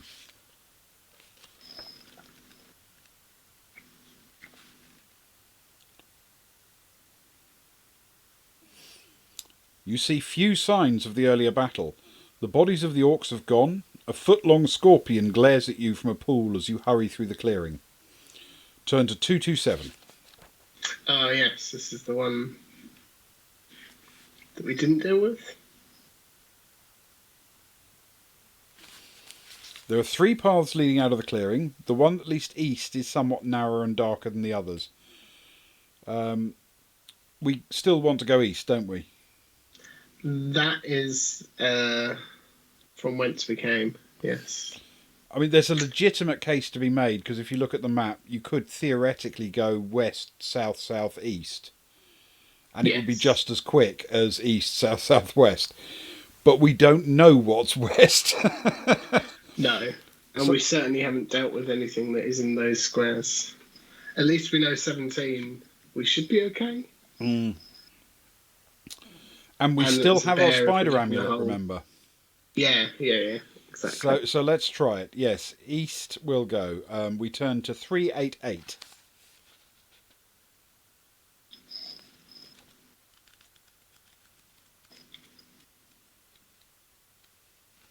I'm slightly worried at how smoothly this is going. I know. Again, I think possibly the mapping helps. I'm not going to lie, I kind of want to map out the whole thing now. We're in clearing 24. We have been here before, so we turn to 263. I'm fairly confident that the grass will be growing back, won't it? Yeah. We turn to 263. Let's find out how bad this is. You recognise the spot where you were attacked by the crabgrass. If you killed it, 187. If you didn't kill it, 33. We did kill it with swords. We did. So we killed it, turned to 187.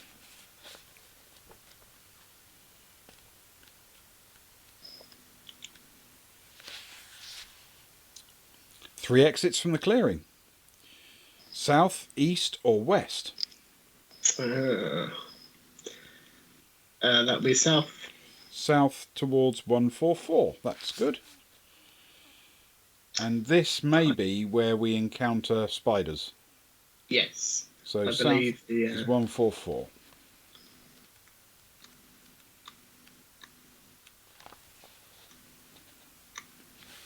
Yes, this is it. We have been here before, so we immediately turn to 345. We're currently in clearing 17. So Yeah. we turn to 345 and find out what's changed.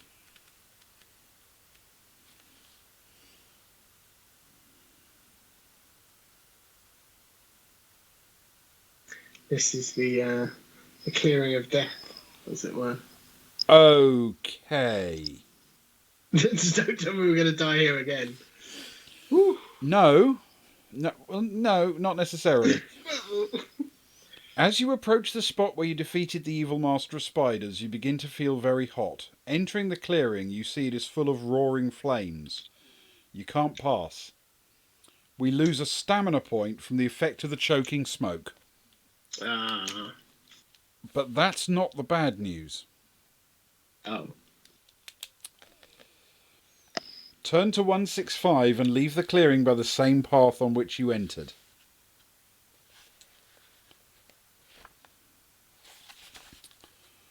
So we have to go north. Yeah. Turn to 388.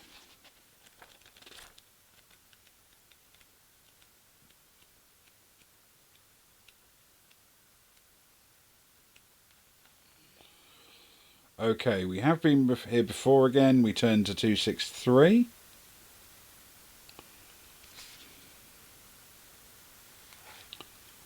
So,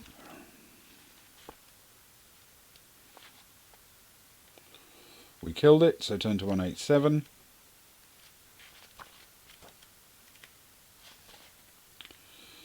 So we can go south, but that doesn't do anything except cost us a stamina point now. Yeah. West is where we came from. So Yeah. do we try and go east and then turn south? Or do we go back the way we came west and then try and turn south? What do you think?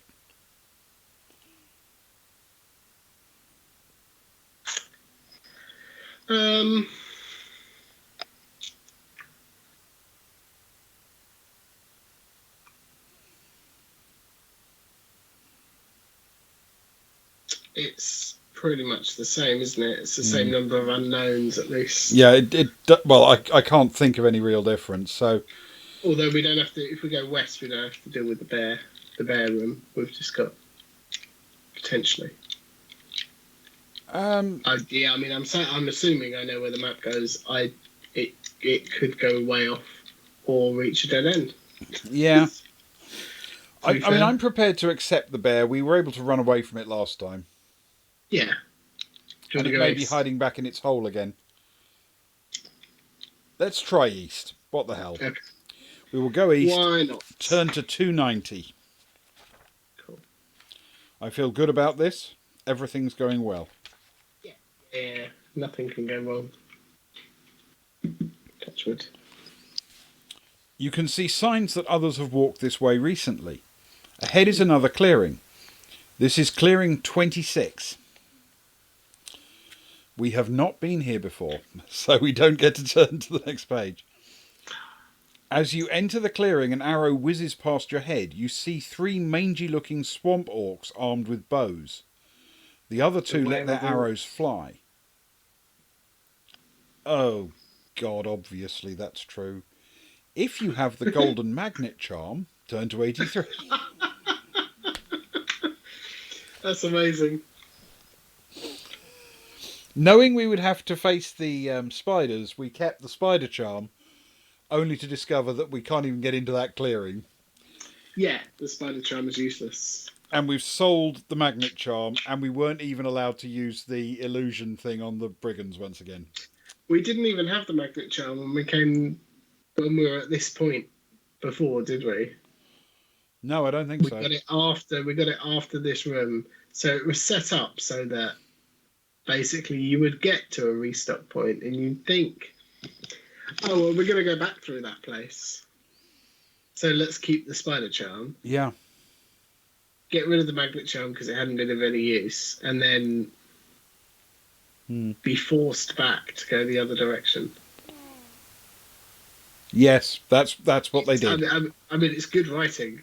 It is. It's frustrating. It makes you feel really stupid all the time. Yeah. It's really good writing. Yep. Okay. It's so frustrating. We do not have it, so we turn to 151.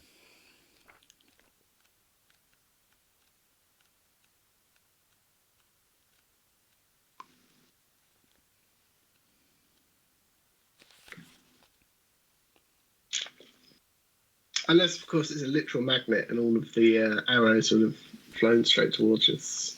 It's possible, yeah. You dodge to the side. One arrow misses you. The other nicks your arm. Lose a skill point. Great. Down a skill point. I do not have many skill points to spare.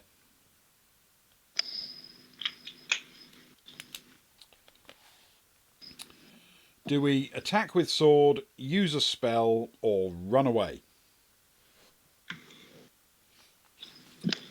Do we still have an illusion spell, or did we use that? We've still got an illusion spell. Illusion spell. That, I think, is the only spell we now have. Yes. Well, let's see if we can use it. We turn to 399 and see what is offered.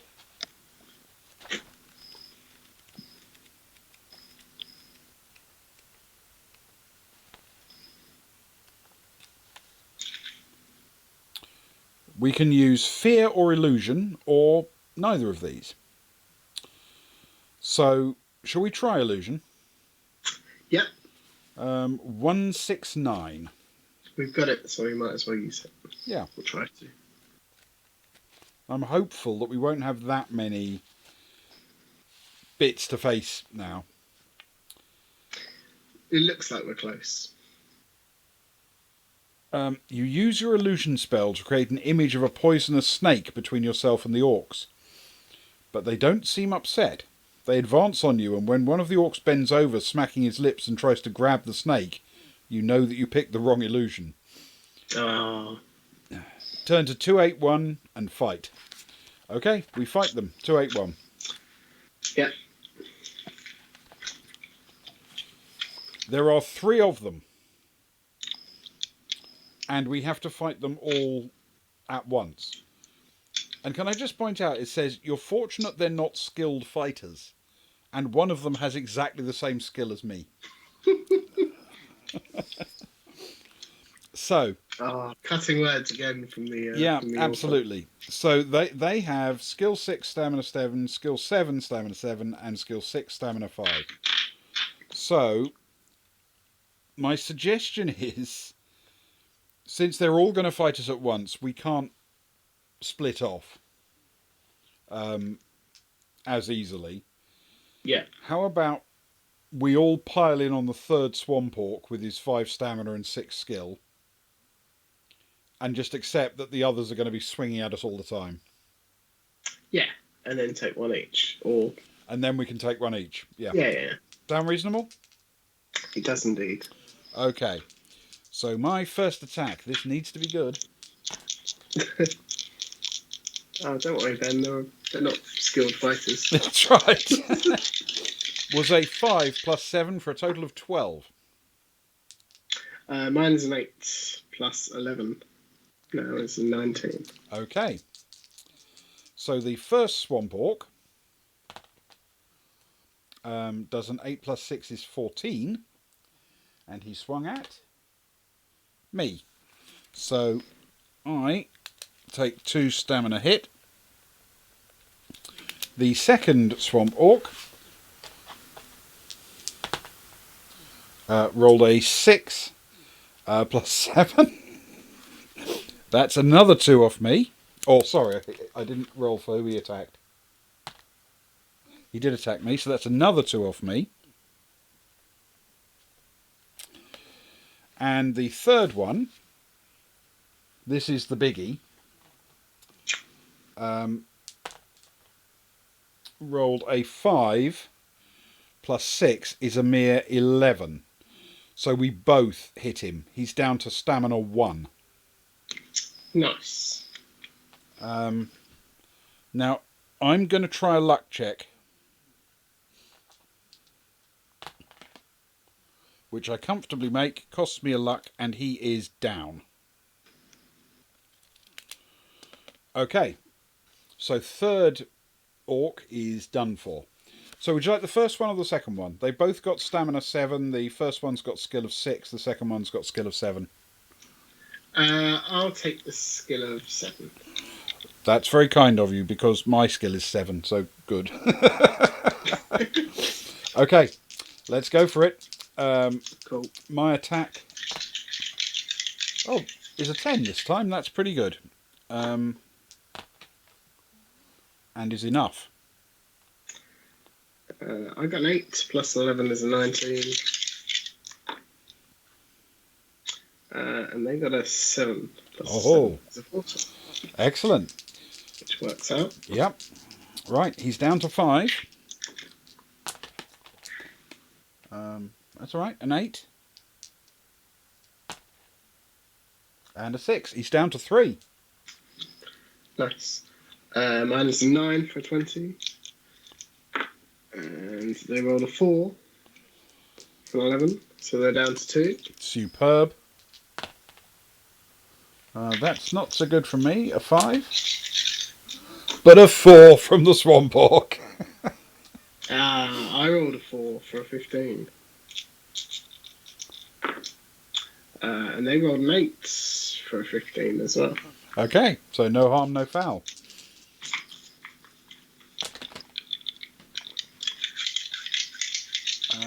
I rolled a 12, which is enough. It doesn't matter what he rolls, he's done. Nice. I also rolled a 12. I don't know what the odds are of that. Yeah. But I think that is also one dead orc. Fantastic.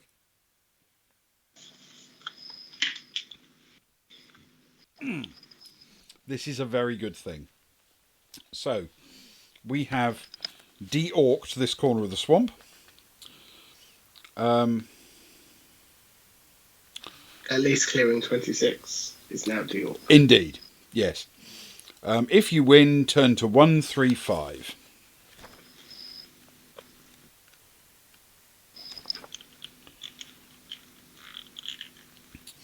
You search the bodies of the dead swamp orcs. Their weapons are of poor quality and their provisions are too disgusting to touch. However, one of them has a few gold pieces which you add to your store, and another one has a crude map. Comparing it with your own, you soon find your present location, but you learn little that is new. However, directly to the south, there is a picture of a frog with a crown on its head. Turn to 309.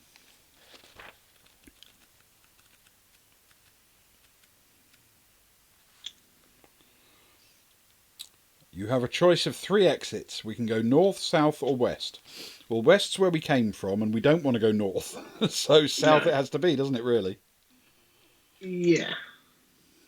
Although, do we want to face the King of the Frogs? I guess so. Let's do it. It's the way out. Yeah, we don't have any magic spells left, and... Well, we're going to have to. We're going to have to try. Yeah. So we will head to 53. If this has a south exit, we're basically there, aren't we? Yeah. We are indeed. As you follow the path southward, you hear the croaking of thousands of frogs. Tiny ones, huge ones, and all sizes in between. The path leads into a clearing dotted with little pools. This is clearing 8. At first, all you see is a number of large mushrooms, and then you realise there is a man sitting on one of them. He's very short but stout, with snapping black eyes and a wide mouth.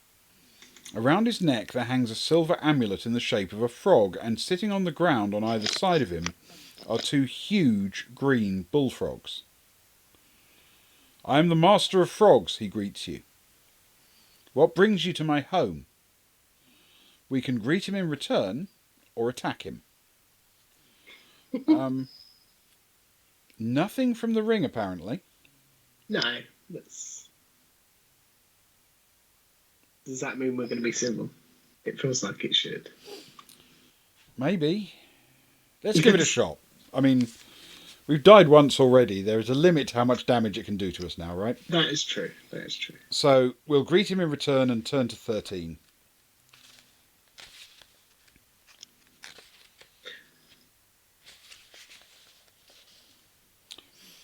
"I'm a fighter on a quest," you reply. "Your ring is not warning you of evil, so you feel safe speaking to the Master of Frogs. Are you in the service of Selator, Grimslade, or Poomchucker? We are in the service of Poomchucker." And again, there's nothing about how do you are you lying to him or anything. We just have to go to it if we're in the service of Poomchucker. And we are. 376.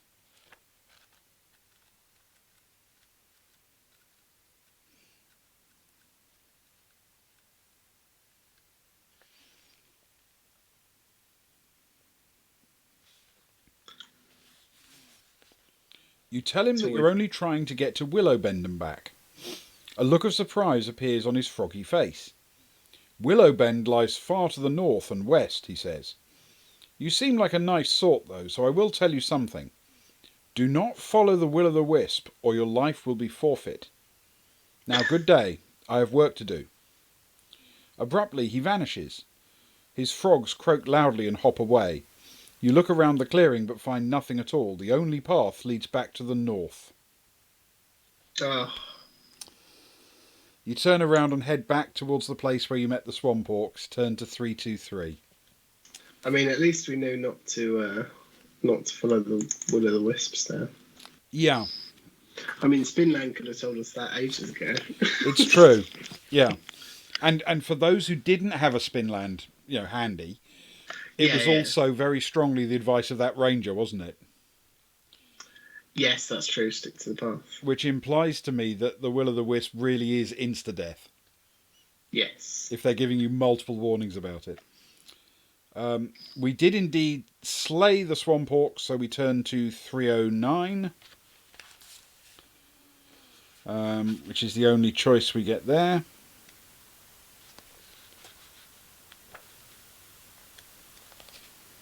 Three exits. We can go north, south, or west. Well, here's the thing.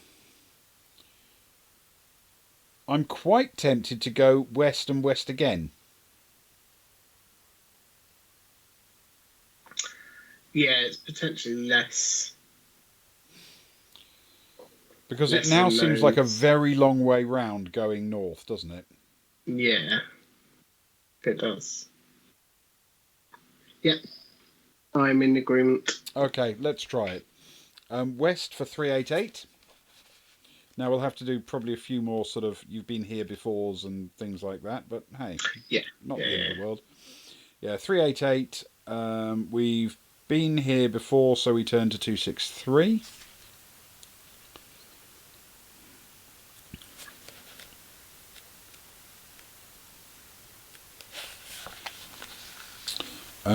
We killed it, so we turn to 187.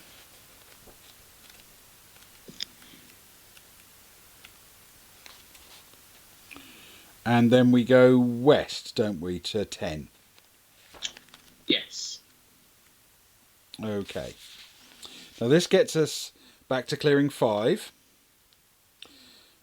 We have been here before, so we turn to 142.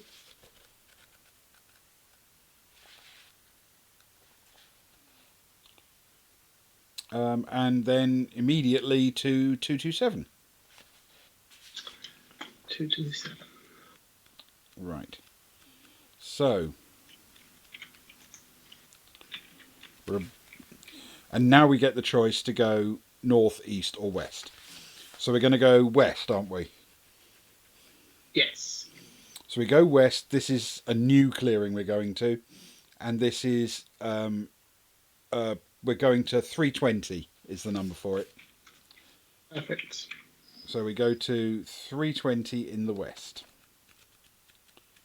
Just hoping there's a south.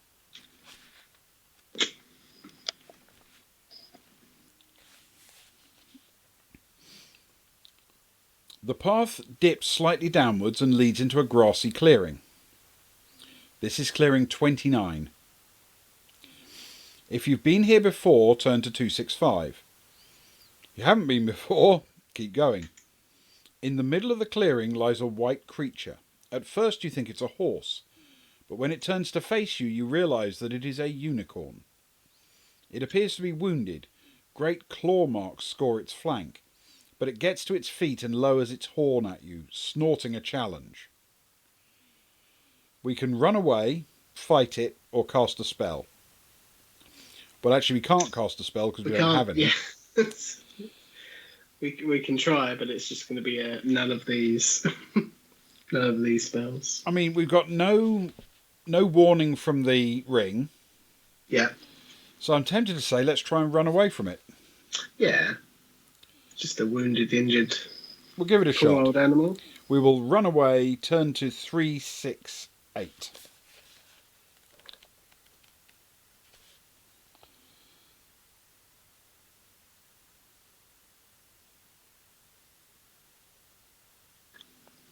You must leave by the same path you took to reach this clearing.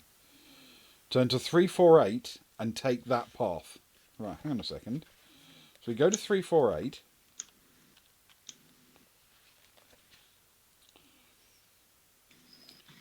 You can go through. Okay, so 348 tells you there are 4 exits, but we can only go east. Obviously. Yeah.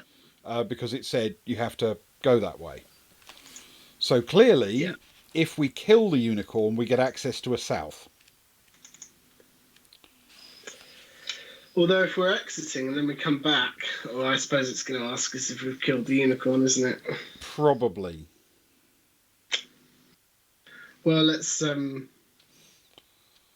What I'm saying is, do we keep trying to go west until we get that south? Yeah. Seems logical. So yeah, we have been in clearing 5 before, so we turn to 142. Fair enough.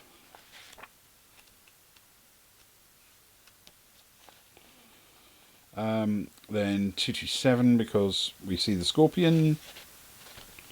A foot-long scorpion. Because it's called Scorpion Swamp. So they're everywhere. And then we're going to try west again. We turn to 320. Yeah. And yes, it is going to say, did you do something differently before, isn't it? So let's try. Clearing 29. We have been here before, so we turn to 265.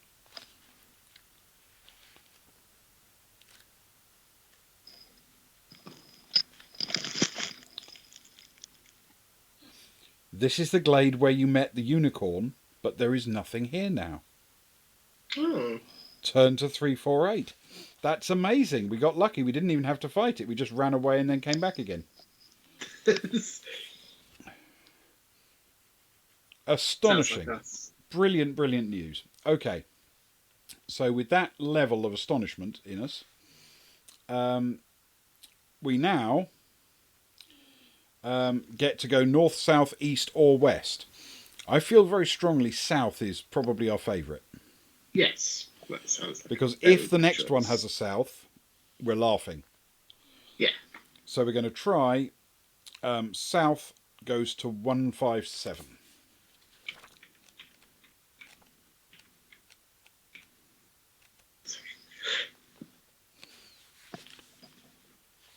The path narrows menacingly.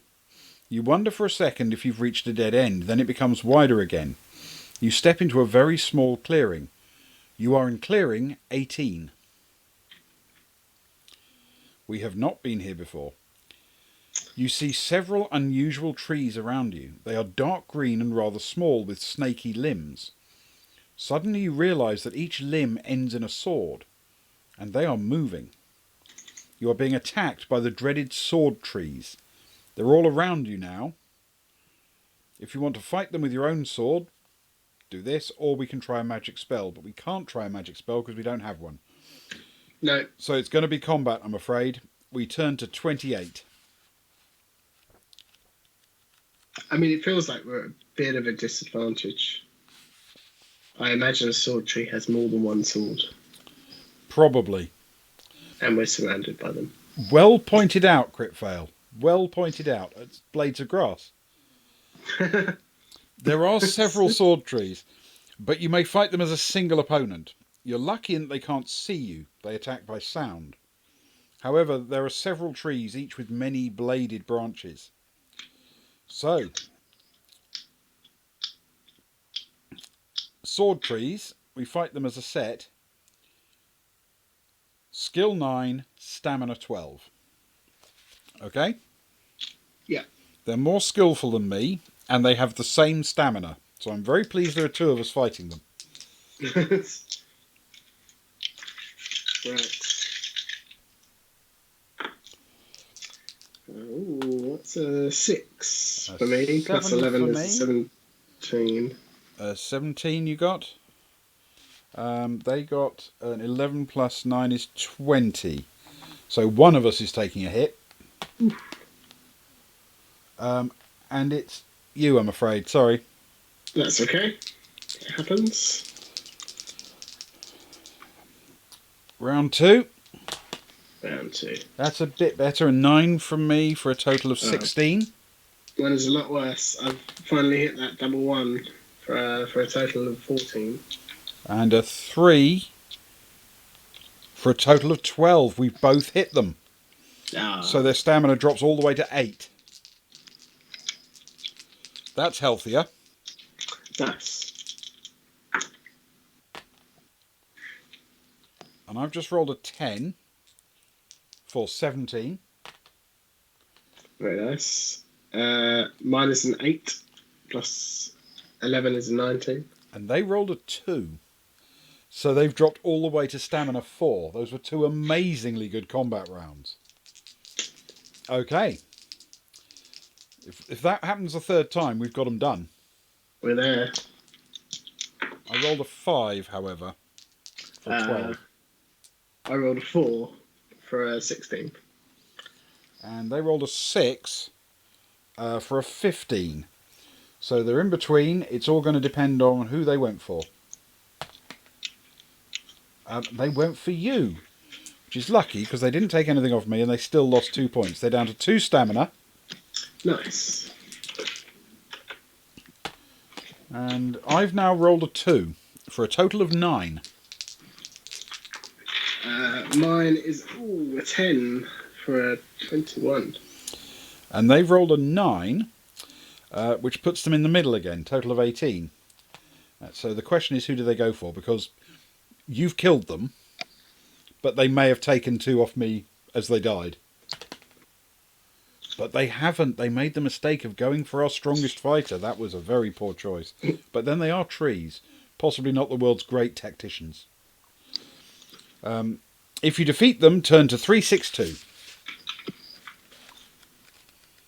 Now I'm going to say there's no path to the south, isn't it?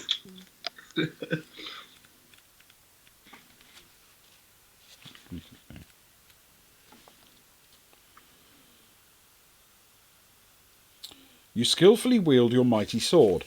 The sword trees are no match for your prowess, and soon each reaching limb has been lopped off. You look around the clearing, you find nothing except a few seeds that look as though they might have come from the sword trees. You pocket them and go on. Turn to 22.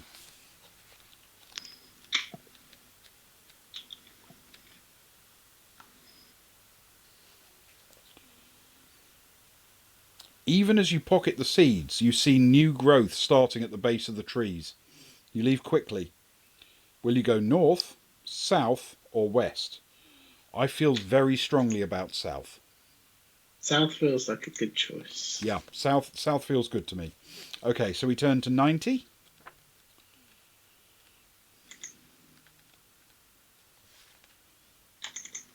Cool. 90. You've crossed several shallow streams, but now you're faced with a deeper one. This is clearing 34. You see movement in the water below, and you are not sure that you care to wade across.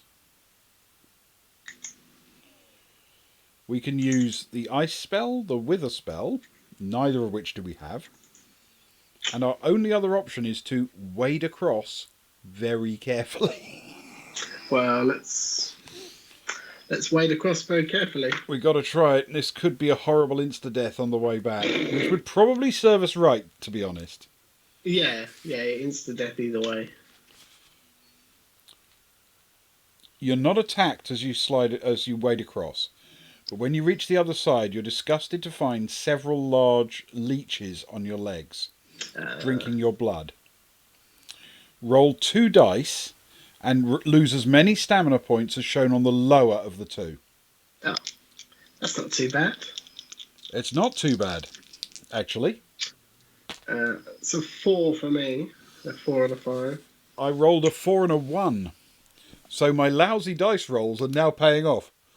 Yeah, nice. I am down to 11 stamina. Same here. Exactly 11. But that feels okay, because we made it across, right? We're there. Yep. If you go south, turn to 398. Which is what we need, isn't it? Because it says you can go north or south from here. I make it that we should be going... We should be there? So we should be going east, shouldn't we? That's what I make it. Okay. Anyway, the only options are north or south. We came in from the north anyway, so we've got to go south. Yeah, so let's go. So 398. Just slightly concerning to me that there might be an extra bad thing. You enter a medium-sized clearing containing a small house built of logs. You are in clearing 4. Oh, this can only be terrible, surely. Ignore house, ignore house, ignore house. Yeah. Sorry, what was the paragraph number? 398. Got it. Okay. So, you hear the low growling of a dog. Then you see that it's not a dog but a wolf, watching you from beside the house. The door opens and a burly man steps out. Another wolf follows him. The man carries a sword and is dressed as a forester, but you know from the silver wolf amulet he wears that he is the master of wolves. You hail him in a friendly fashion. He answers gruffly, ordering you away. We can obey him and leave, cast a spell, or attack him. Now, I hate to say this, but I have a horrible feeling if we leave, it'll force us to go back north again.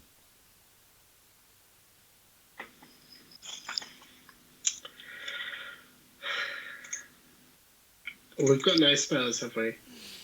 No. Our only options are to leave or fight him.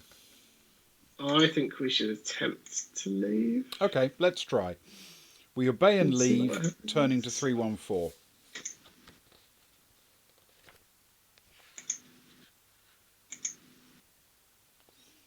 And to be fair, it says you have two choices. If you go north, turn to 90, and if you go east, turn to 195. I feel strongly we want to go east in this situation. Yes.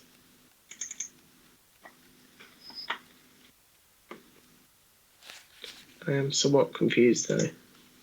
You are in clearing 1. Actually, this is no more than a wide spot where 3 trails meet. The ground is very shaky and wet, and huge insects flit over the pools of water. And if you can remember, you can step carefully across to another trail or just jump over the soft part. And we tried jumping and had to make a stamina check, didn't we? Yes. So I feel we can probably both make a stamina check again. Yeah, I feel reasonably confident. So, he says. Yeah. So we will jump over the soft part and turn to 91.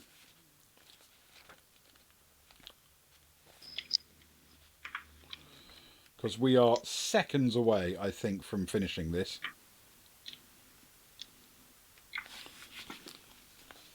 Yep. We have to roll 2 dice. And the only way I fail this is if I roll a double 6. As would I.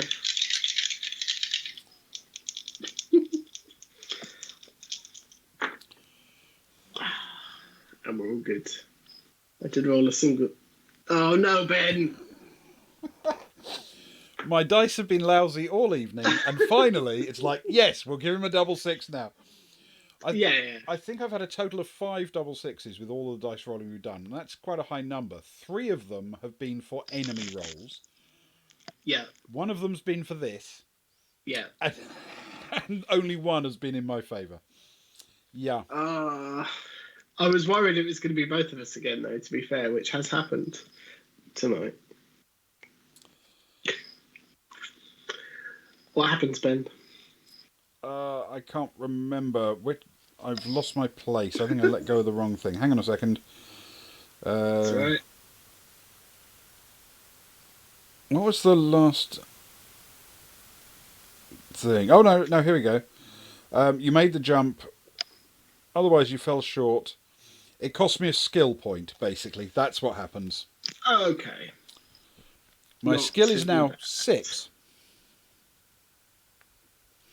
It is literally now lower than you can possibly roll as the worst skill when you start as a character.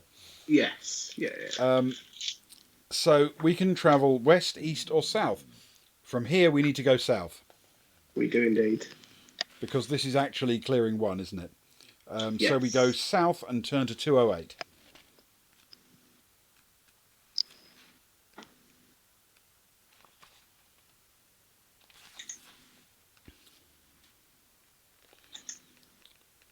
It seems to become lighter as you walk along. Through the trees above you suddenly catch a glimpse of blue sky.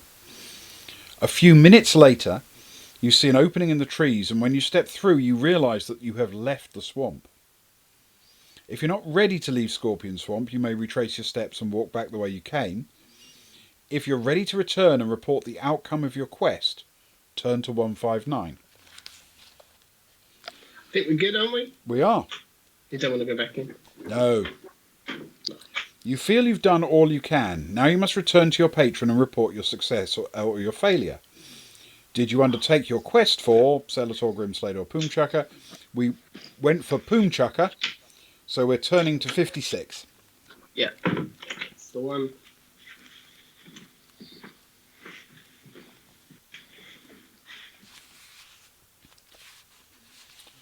You make your way across the fields and along the winding roads towards the village marketplace. There stands the house of Poomchucker, just as you left it. You knock on the door and the goblin girl admits you. She takes you to Poomchucker's library. There he sits, swathed in a silken robe. "Well, how did it go?" he booms. "Did you bring me a map of the path to Willow Bend?" "If you reached Willow Bend in your travels, turn to 158. "Yes, we did. So we can turn to 158. Of course, he's about to stab us to death or something, isn't he? You smile broadly and pull a tattered piece of parchment out of your pocket. It is the map you faithfully kept of your journey. Clearly marked on it are the paths on which you travelled and the clearings where you fought. Each hazard is indicated. As you explain it to Poomchucker, he is more and more delighted. Finally, he claps you on the back, and although you are strong, you stagger. "Wonderful," he says. "Perfect." He reaches into a drawer and brings out a huge emerald. "Call it a bonus," he laughs. "My first caravan will leave tomorrow. You will be my guest here for as long as you like, and half of my savings for a year are yours, just as I promised." You smile and thank him. You're pleased to find out that the mysterious Poomchucker is an honourable man. Maybe someday you will know him better. But for now, your quest is a success, and your adventure is at an end. I mean, how lovely would it have been to read that having not died right at the beginning? Yeah, I mean, you couldn't really make it up, could you? Yep. Died 4.5 times, survived 2.5 times. Die in the third part of the swamp and then go on to complete it. Yeah. I mean, we completed the book. we did.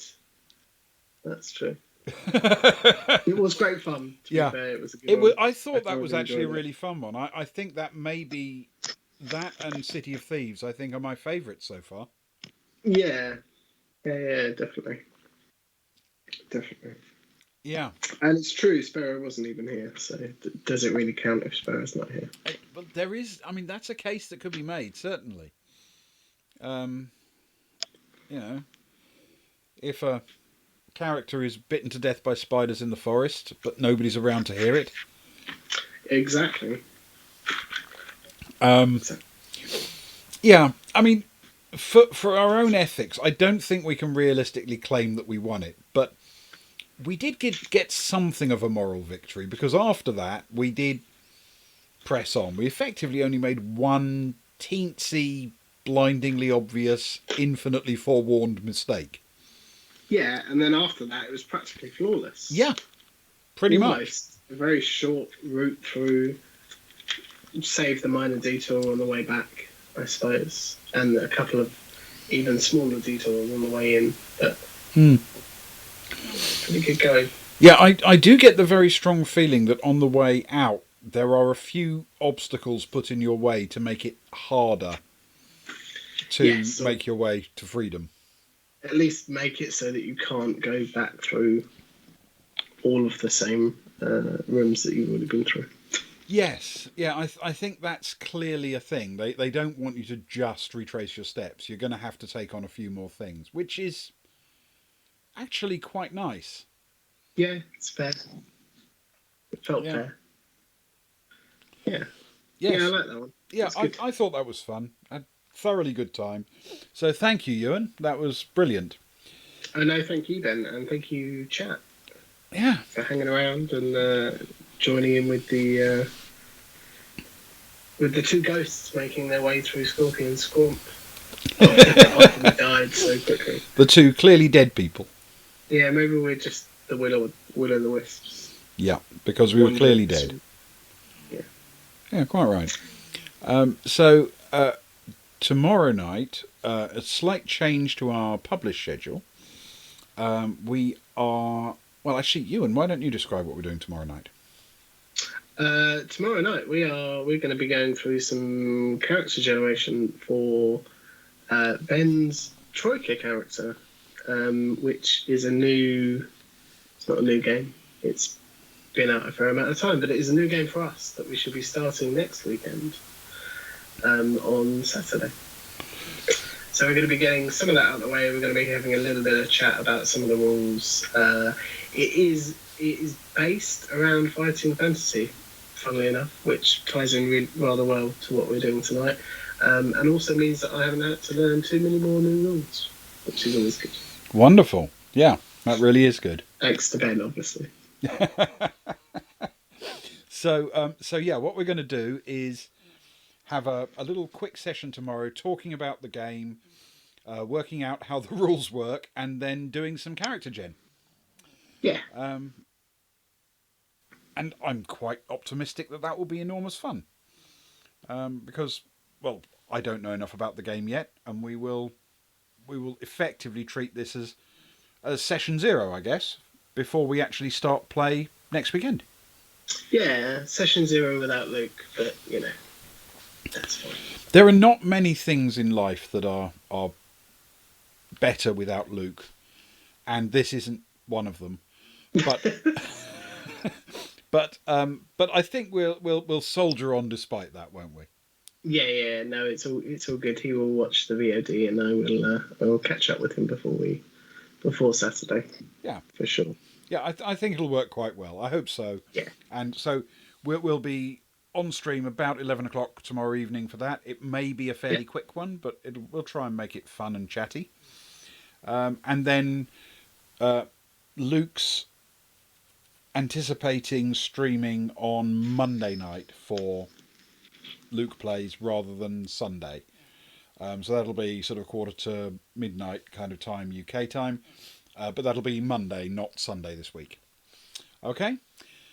Thank you so much, everybody in chat, for joining in or watching us on VOD or watching us live. Thank you again to Infinite Monkey Tales and crew for the raid. We really always appreciate that. It's unbelievably kind of you guys. And thank you, Ewan. Thank you, Ben. And for everybody, a good night. Good night.